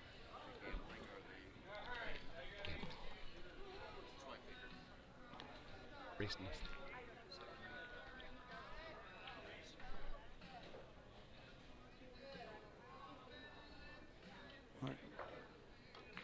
Whitey dry broke, which is never good against somebody like George.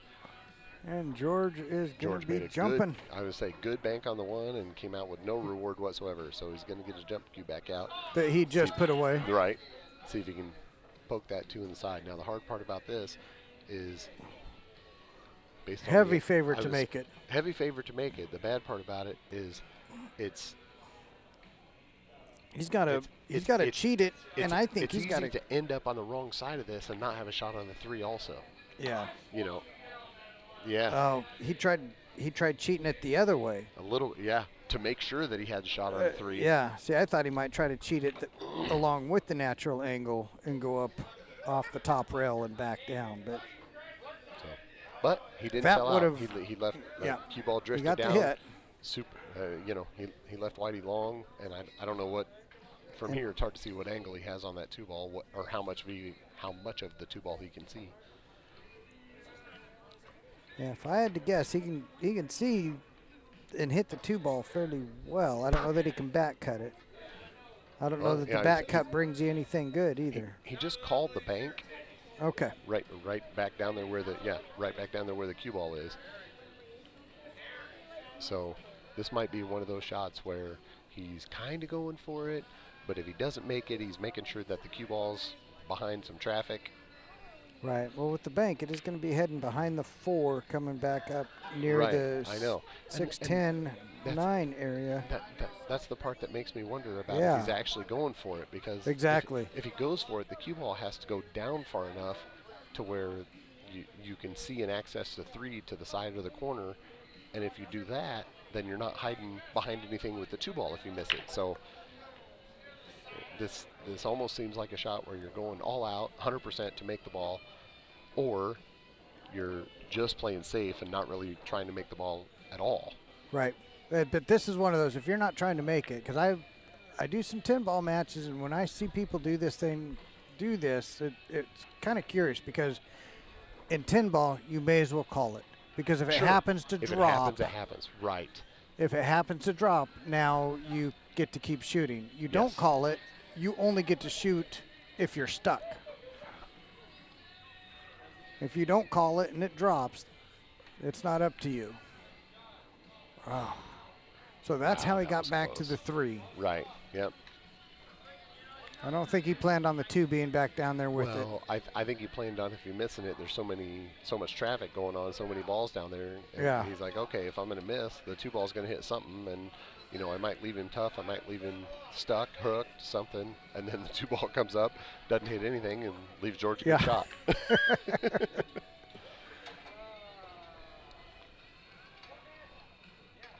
But It's not a great layout for an out, though.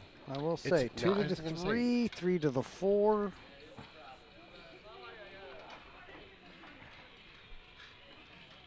And to start things off, he's right on the rail. I'm going to say, to start it off, he's on the rail, which means the cue ball's got to try and push for. Oh, no, he's going to defy the odds, jack up, and snap the cue ball back from the deuce. Oh, he tried to bank it. Yep. Because if he cut it, there was no way to hold the cue ball, so he tried to bank it and make sure the cue ball stuck, so he had a shot at 3, and it ended up shorting the bank just a little bit.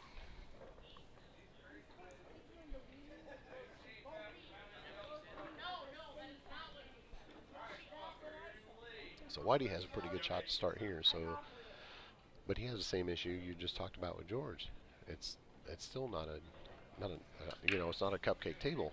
You're It talking is about not. the It's a 2 big boy I mean, table. it's 3 And we ball, got the big boys playing it. 3, 4. So the 5 to the 6. The 6 looks If- like the 6 goes on the side by the 10. So 3 to the 4 and the 5 to the 6. It's one of those cases where it's easy to say. You just go, yeah, you just stay in line. Well, if you catch the line each time, you're okay. Right. It's all Yep. available. Yep. But it is also one of those tables where Yep. if you get out of line 2 shots later, you're going to find yourself in some trouble. Well, and here's one of those shots where you're talking about rail speed. This so is- he's got to cut that forward in, come off one rail, probably the other side rail, and bounce out, Right. 6-7 inches for the 5 down in the lower right-hand corner. Right. And so you're talking about moving the cue ball. Yeah, 7, 8 feet. Yeah, 7, 8 feet to try to play it within just a couple inches. And so your rail speed, your cue ball speed has to be real good right here, Clint. Right? Overrun it. So But not, no, I don't know that he I overrun it know, at all. I think he came out pretty good. He overran ball and handshake, but by about an Yes, inch and a half. right, He's still yeah. plenty good. You're right about that. He overran ball and handshake, but But he's he still did- plenty yeah, good. You'll he take did that all day. Snap this back. With the little angle he has, that cue ball's traveling towards that side pocket, so you just don't. Yeah. Yep. Yep, roll up and then got the 7. So Much easier when you stay in line. right, it's absolutely easier. So here we are, minus some anomaly. You figure Whitey's good to get out right here, but weird things. Right, I know. We watched it happen last set. We've watched. I certainly had it happen in my singles matches. I played a mini tournament earlier, and I watched it happen against people I shot against, and then shots that I shot. Yeah, all the way. But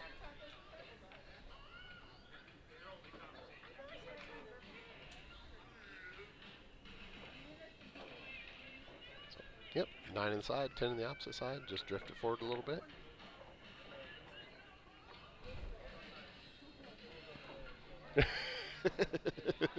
Whitey can't believe George is making him shoot it. In true Whitey fashion, looks George in the eye. You gonna give it to me?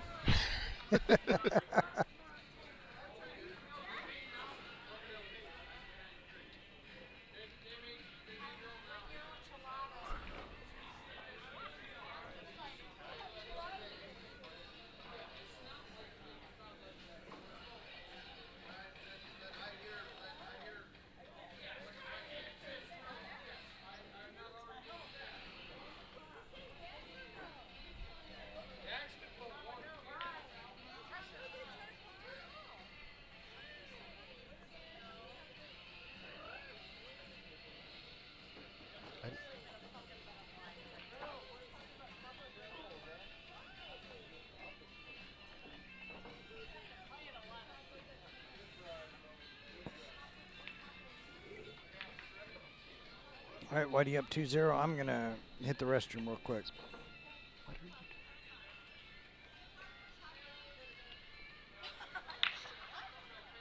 Why? Why? I'm a nice guy. What? What are you guys doing? Jeremy's mouth over there. You're all like. Oh, he was pouting. Trevor was like, we didn't touch his lip. I'm like, what the fuck is that? Like, oh, God.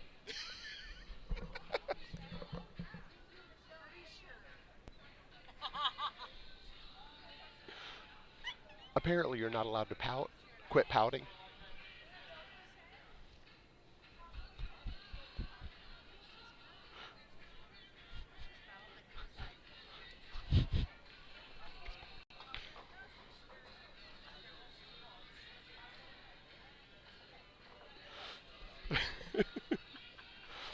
No, that's not. Hey, Jeremy, Michelle and my wife have a special relationship, so, like, oh, yeah.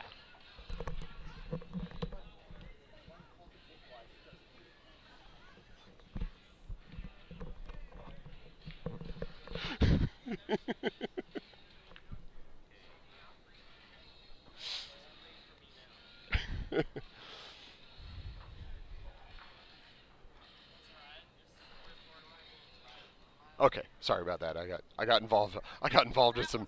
I'm still laughing that your wife still calls it Nikolai. 100% every time. Digs into her purse, digs into the console of the car every time. That's what she calls it.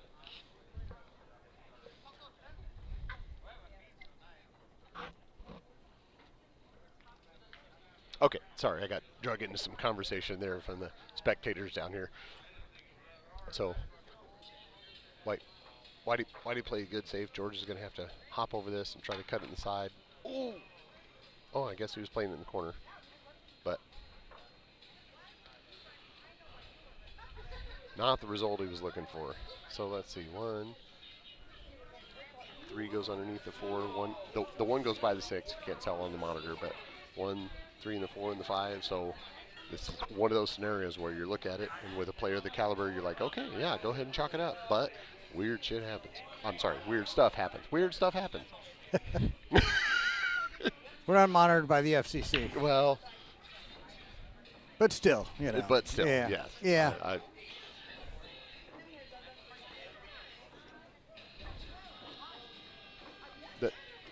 The worst part about a situation like this for George, and the same would be in reverse for Whitey, but the worst part about a situation like this is you give somebody a wide open table and they just got to stay in line, shoot a couple good shots, and it lets the person feel real good about getting in stroke. Right, exactly. You know what I mean? Like, just, okay, so I just ran 9 balls, 10 balls, stayed in line, shot good, and neither one Confidence builder. Right, yeah. And neither one of these guys really wants to see the other guy really hit a good gear. Right. It just, because they're just both too dangerous. And I'm very biased, and in the grand scheme of things,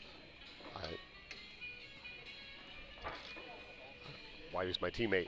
Right. So, That'll do it. I mean, if you're talking about who I think should, whatever, okay. Whitey recently had a great showing down at Olathe. Yeah. What was that? Maybe within the last year. And he went down to 8 months ago.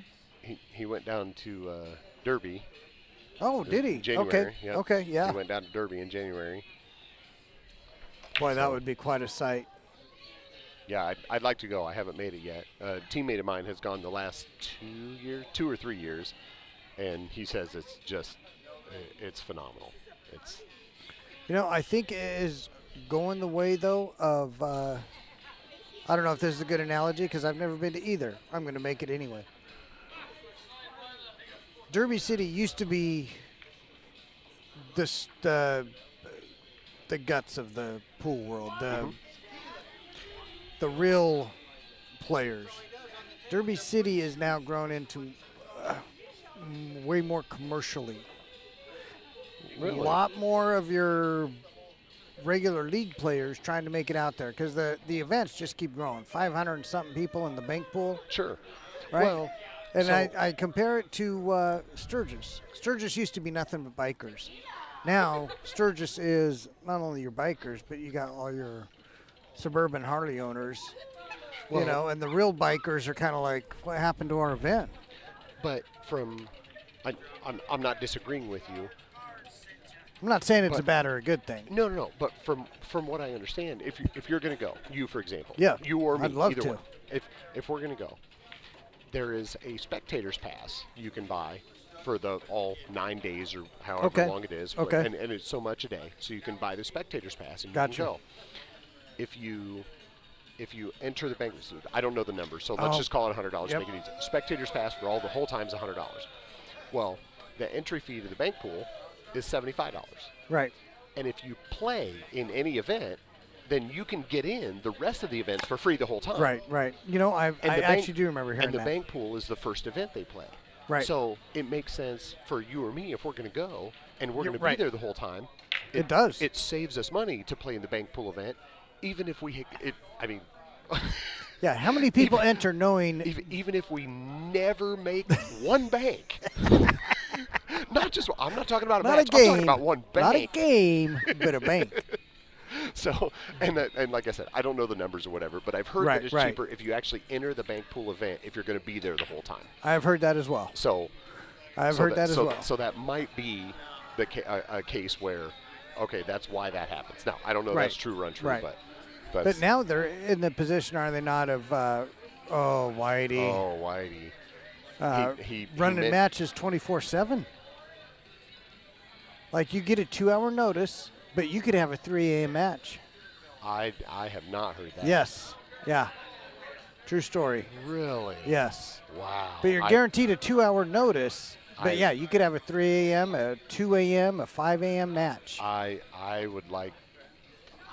I would do some fact finding on that one. That can't be. Really? I guess I don't want to say can't be, but whew, boy, that'd be rough.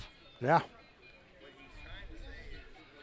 Yeah, we'll see if the We'll see if I had not heard the of that. chat room can fact check us. This is new within the last year or two. So, but back to the match. Whitey played that, and he Yeah. meant to run into the 410. He needed to break that up, so the 4 went.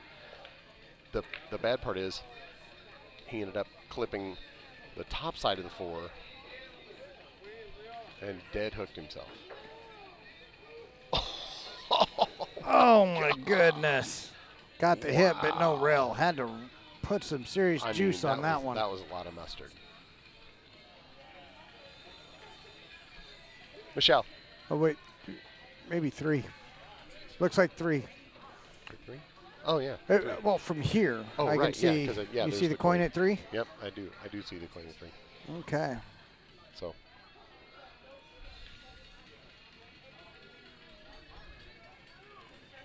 But so that last shot, that's one of those scenarios where you got to run into stuff to break stuff up, but the angle and where you hit the ball to break stuff up at matters everything, because you hit the top side, he ended up hooked on the 4 and had to kick. Yeah. If he hits straight into the 4 or on the bottom side, everything breaks up, and he's got the 3 right there in the pocket. So.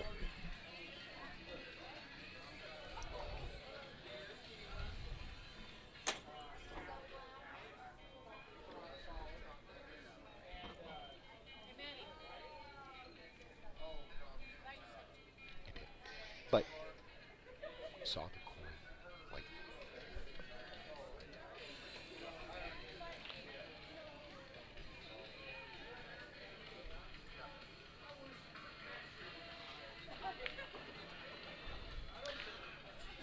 All right, found it best to keep the angle on the 5.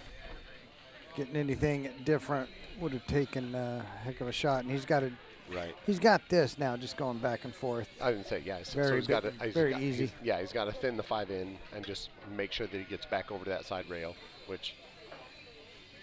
Yep, he's been playing on these tables all day. He's got this speed just down. just a good cue ball speed, just like that. Good shot, George. Yep. Don't end up Ooh, frozen on the doesn't want- rail. Doesn't want to be frozen. Yeah. Doesn't want to be frozen. Nobody likes to be frozen going past that side pocket to another ball No. that's frozen. That's less than optimal. Subprime. Let's call it Subprime. That's a good word for it. It is definitely subprime. Subprime. Suboptimal. But excuse me. Good shot. He hit that real Store good. brand leave instead of name brand. That's a store brand Store leave. brand. Yes, very It'll nice. do, but Store brand leave. it'll do, but you'd prefer something else.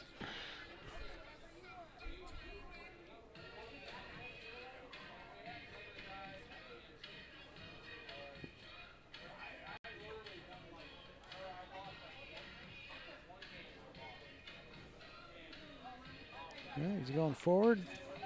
Good job, just staying right there. Yep. Stop it right there. Yep, I figured. that angle I was just saying, keeps him on the depending 9. On what it is, yeah.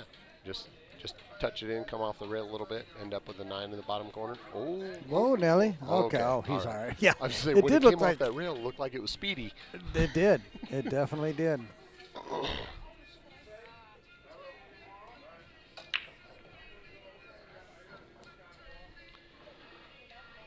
Oh, Whitey gave him that one. Okay.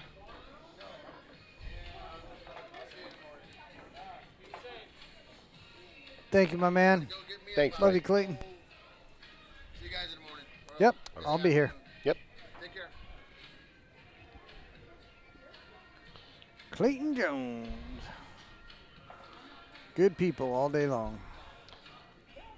Long time ago, Whitey and I were playing sets, and I we're racing to 7, and I won like I don't know the first 2 or 3, something like that. And then I went and played a safe, and I messed it up, left him a shot, so he got out. Okay, so I go rack, and then I never shot again. Oh man. And not that that's not like wow, really? He ran the next 6 on? Yes, he ran the next 6 on. Yeah, that happened. Okay. The funniest, the most thing, the thing that stuck with me about that is after the last, when he was on the hill and he made the last 9 ball, he was just going to go break again. He didn't even realize what he did. Right. Like he didn't have any idea. He was just breaking and running balls. Yep. He didn't have any fathom about the score. Yep. Like nothing. He was just ready Yep. to go break again. And so I got the coin out of my pocket. He's like, what? I was like, what? Yeah. You ran out of them. He's like, and he looked at the beads and, oh, I put the 6 on you, did I? he had no idea. Nothing. That- I'm like, No, wow. that checks out because when you That's- are in that zone, you're not really thinking about anything else. like he was like, okay, all right then. Like he just, it was crazy. Oh, I put the 6 on you. I put the 6 on you. I love that. Yes. Oh, like almost Yeah, like sorry about yeah, that. You did. Oh, did I do that? Did I do that? Uh-huh. Yeah. Yeah, you jackwad, you did. Oh, Drew. what are you Masters doing, 9 man? ball ended up. Scott got it in the second set. Scott got George in the second set. Yep, George pushed it to a second set, but then Scott got it. Yeah. Yeah, Scott ended up getting him. You bet.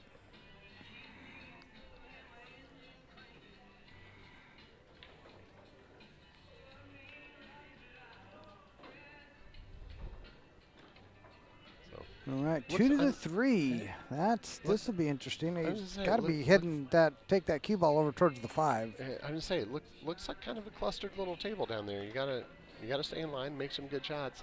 I can't Yeah. tell. I can't tell if he can shoot the 2. He's got to and be he- going and to he the has other to come side. back across table, or if he's trying to play Yeah. that window between the 9-10. Yep, he came across. You're right. Good shot. Yep, you were right. That's the way safer shot, of course. All right, you get on you've the got- 4. The 5 you- is you- right there. You've got such a massive window on that side of the table versus trying to play it in between the 9-10. Yeah. Yep. So Now, if he and- hits the window, I think getting to the 4 is easier. sure, yeah, but with the angle he had on the deuce, Yeah. like And it lets you let your stroke out instead of trying to absolutely. finesse it. Well, and so does this one. You try to play it. Yep. Oh, nice. Very Yeah, nice. Real good shot. So Yep. Is they- he going to shoot the 6 up table? Let's see. What's he looking at? Yeah, based on where he's looking, I can't imagine him trying to come around, Yeah. 2 or 3 rails to shoot the 6 in the same corner. So yeah, my guess is he's going to shoot the 6 in either one of the top corner pockets based on where he ends up.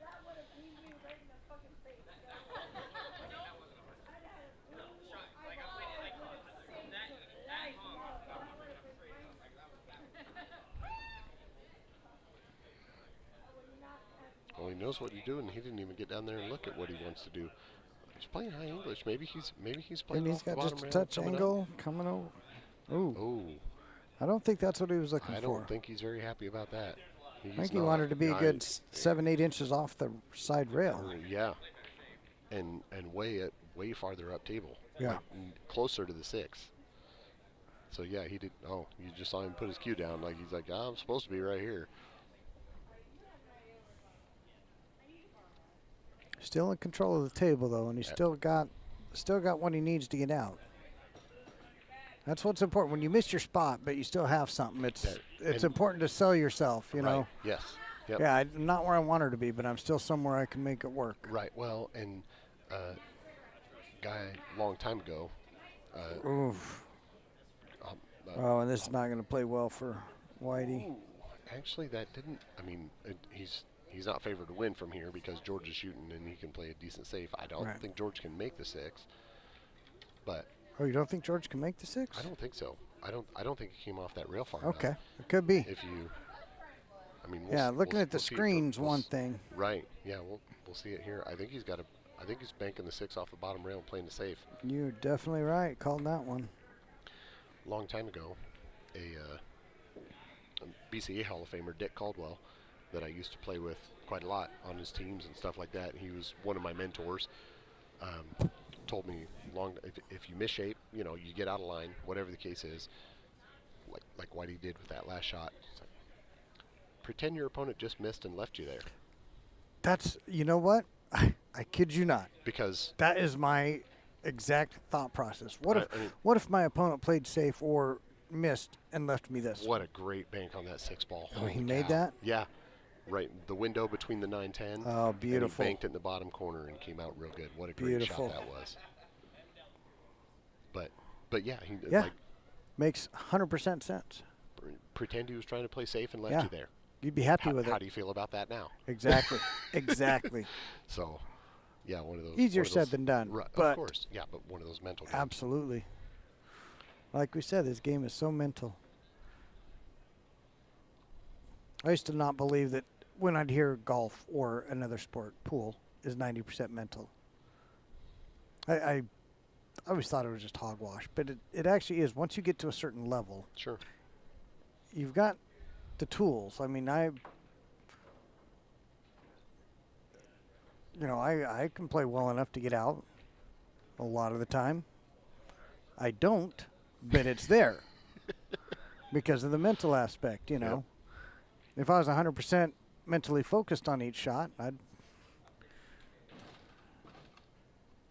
certainly have a lot better result. But great shot there from Whitey. Yeah, real good shot there from Whitey. Good speed. Real good speed. Play that with some inside English, so it hits that first rail, it spins around, goes down table 3 rails. Yeah. That was. Yep. As you learn pool, you kind of learn different shots. They come up regularly. That's one of them. That's one of them. Yep. Yep.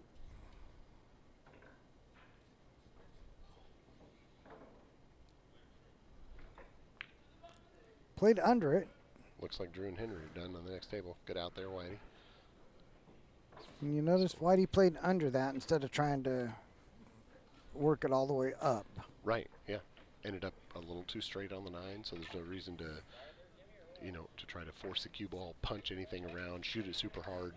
You got Right. you got 6 pockets on the table, so. Right. I mean, even if your shot ends up being a little bit longer, it's easier to do that. Perfect shape doesn't mean anything if it's not your shot next because you missed the ball. So.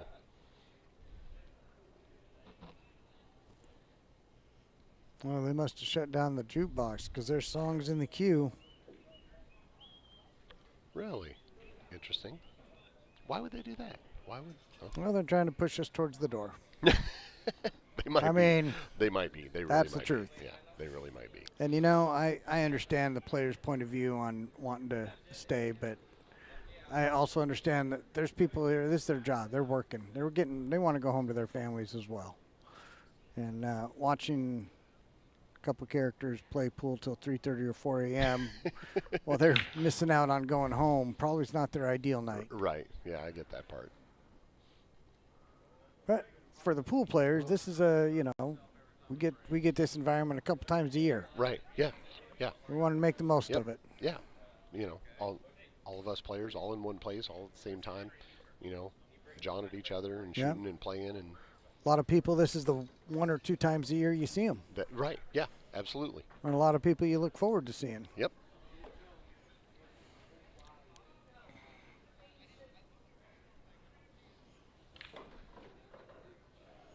Oh, Nelly. Oh, he's all right. Yeah. Come back Yep, to center good job table. there. Yep. Somewhere center table. Shoot the 4 in the bottom right corner right there. I had to look at the screen to I make know. sure I I know said what you're it in talking my about. pocket. Yep. Yep. Good job, George. 4 and 5 in the same I was pocket, gonna say, maybe? So, yeah. Yep. So here we are, this situation. Oh, where good angle to get up to the 6. You don't figure somebody this caliber is going to get out of line or going to get goofy, but Yeah, once things open up and they get in line, you're kind of counting on them getting there. yeah. Yep. Tell you, and from a player aspect, there is nothing like sitting in the chair just watching when you know that what the end result's going to be. Yeah. But you still got to watch the last 4, 5, 6 shots. I have You're another just one. sitting there. You're like, just do it. I Just have finish me. I have another one for that too. Oh.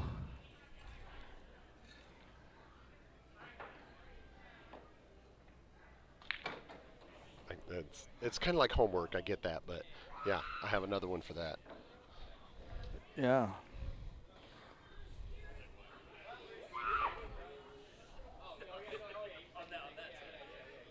You can look away, but you can't run away. I love that. I don't know what just happened there. George ran out, and now they're taking their cues apart. Kicking us out, or somebody got a call? I don't know. I'm not sure. Let me try. Let me find out.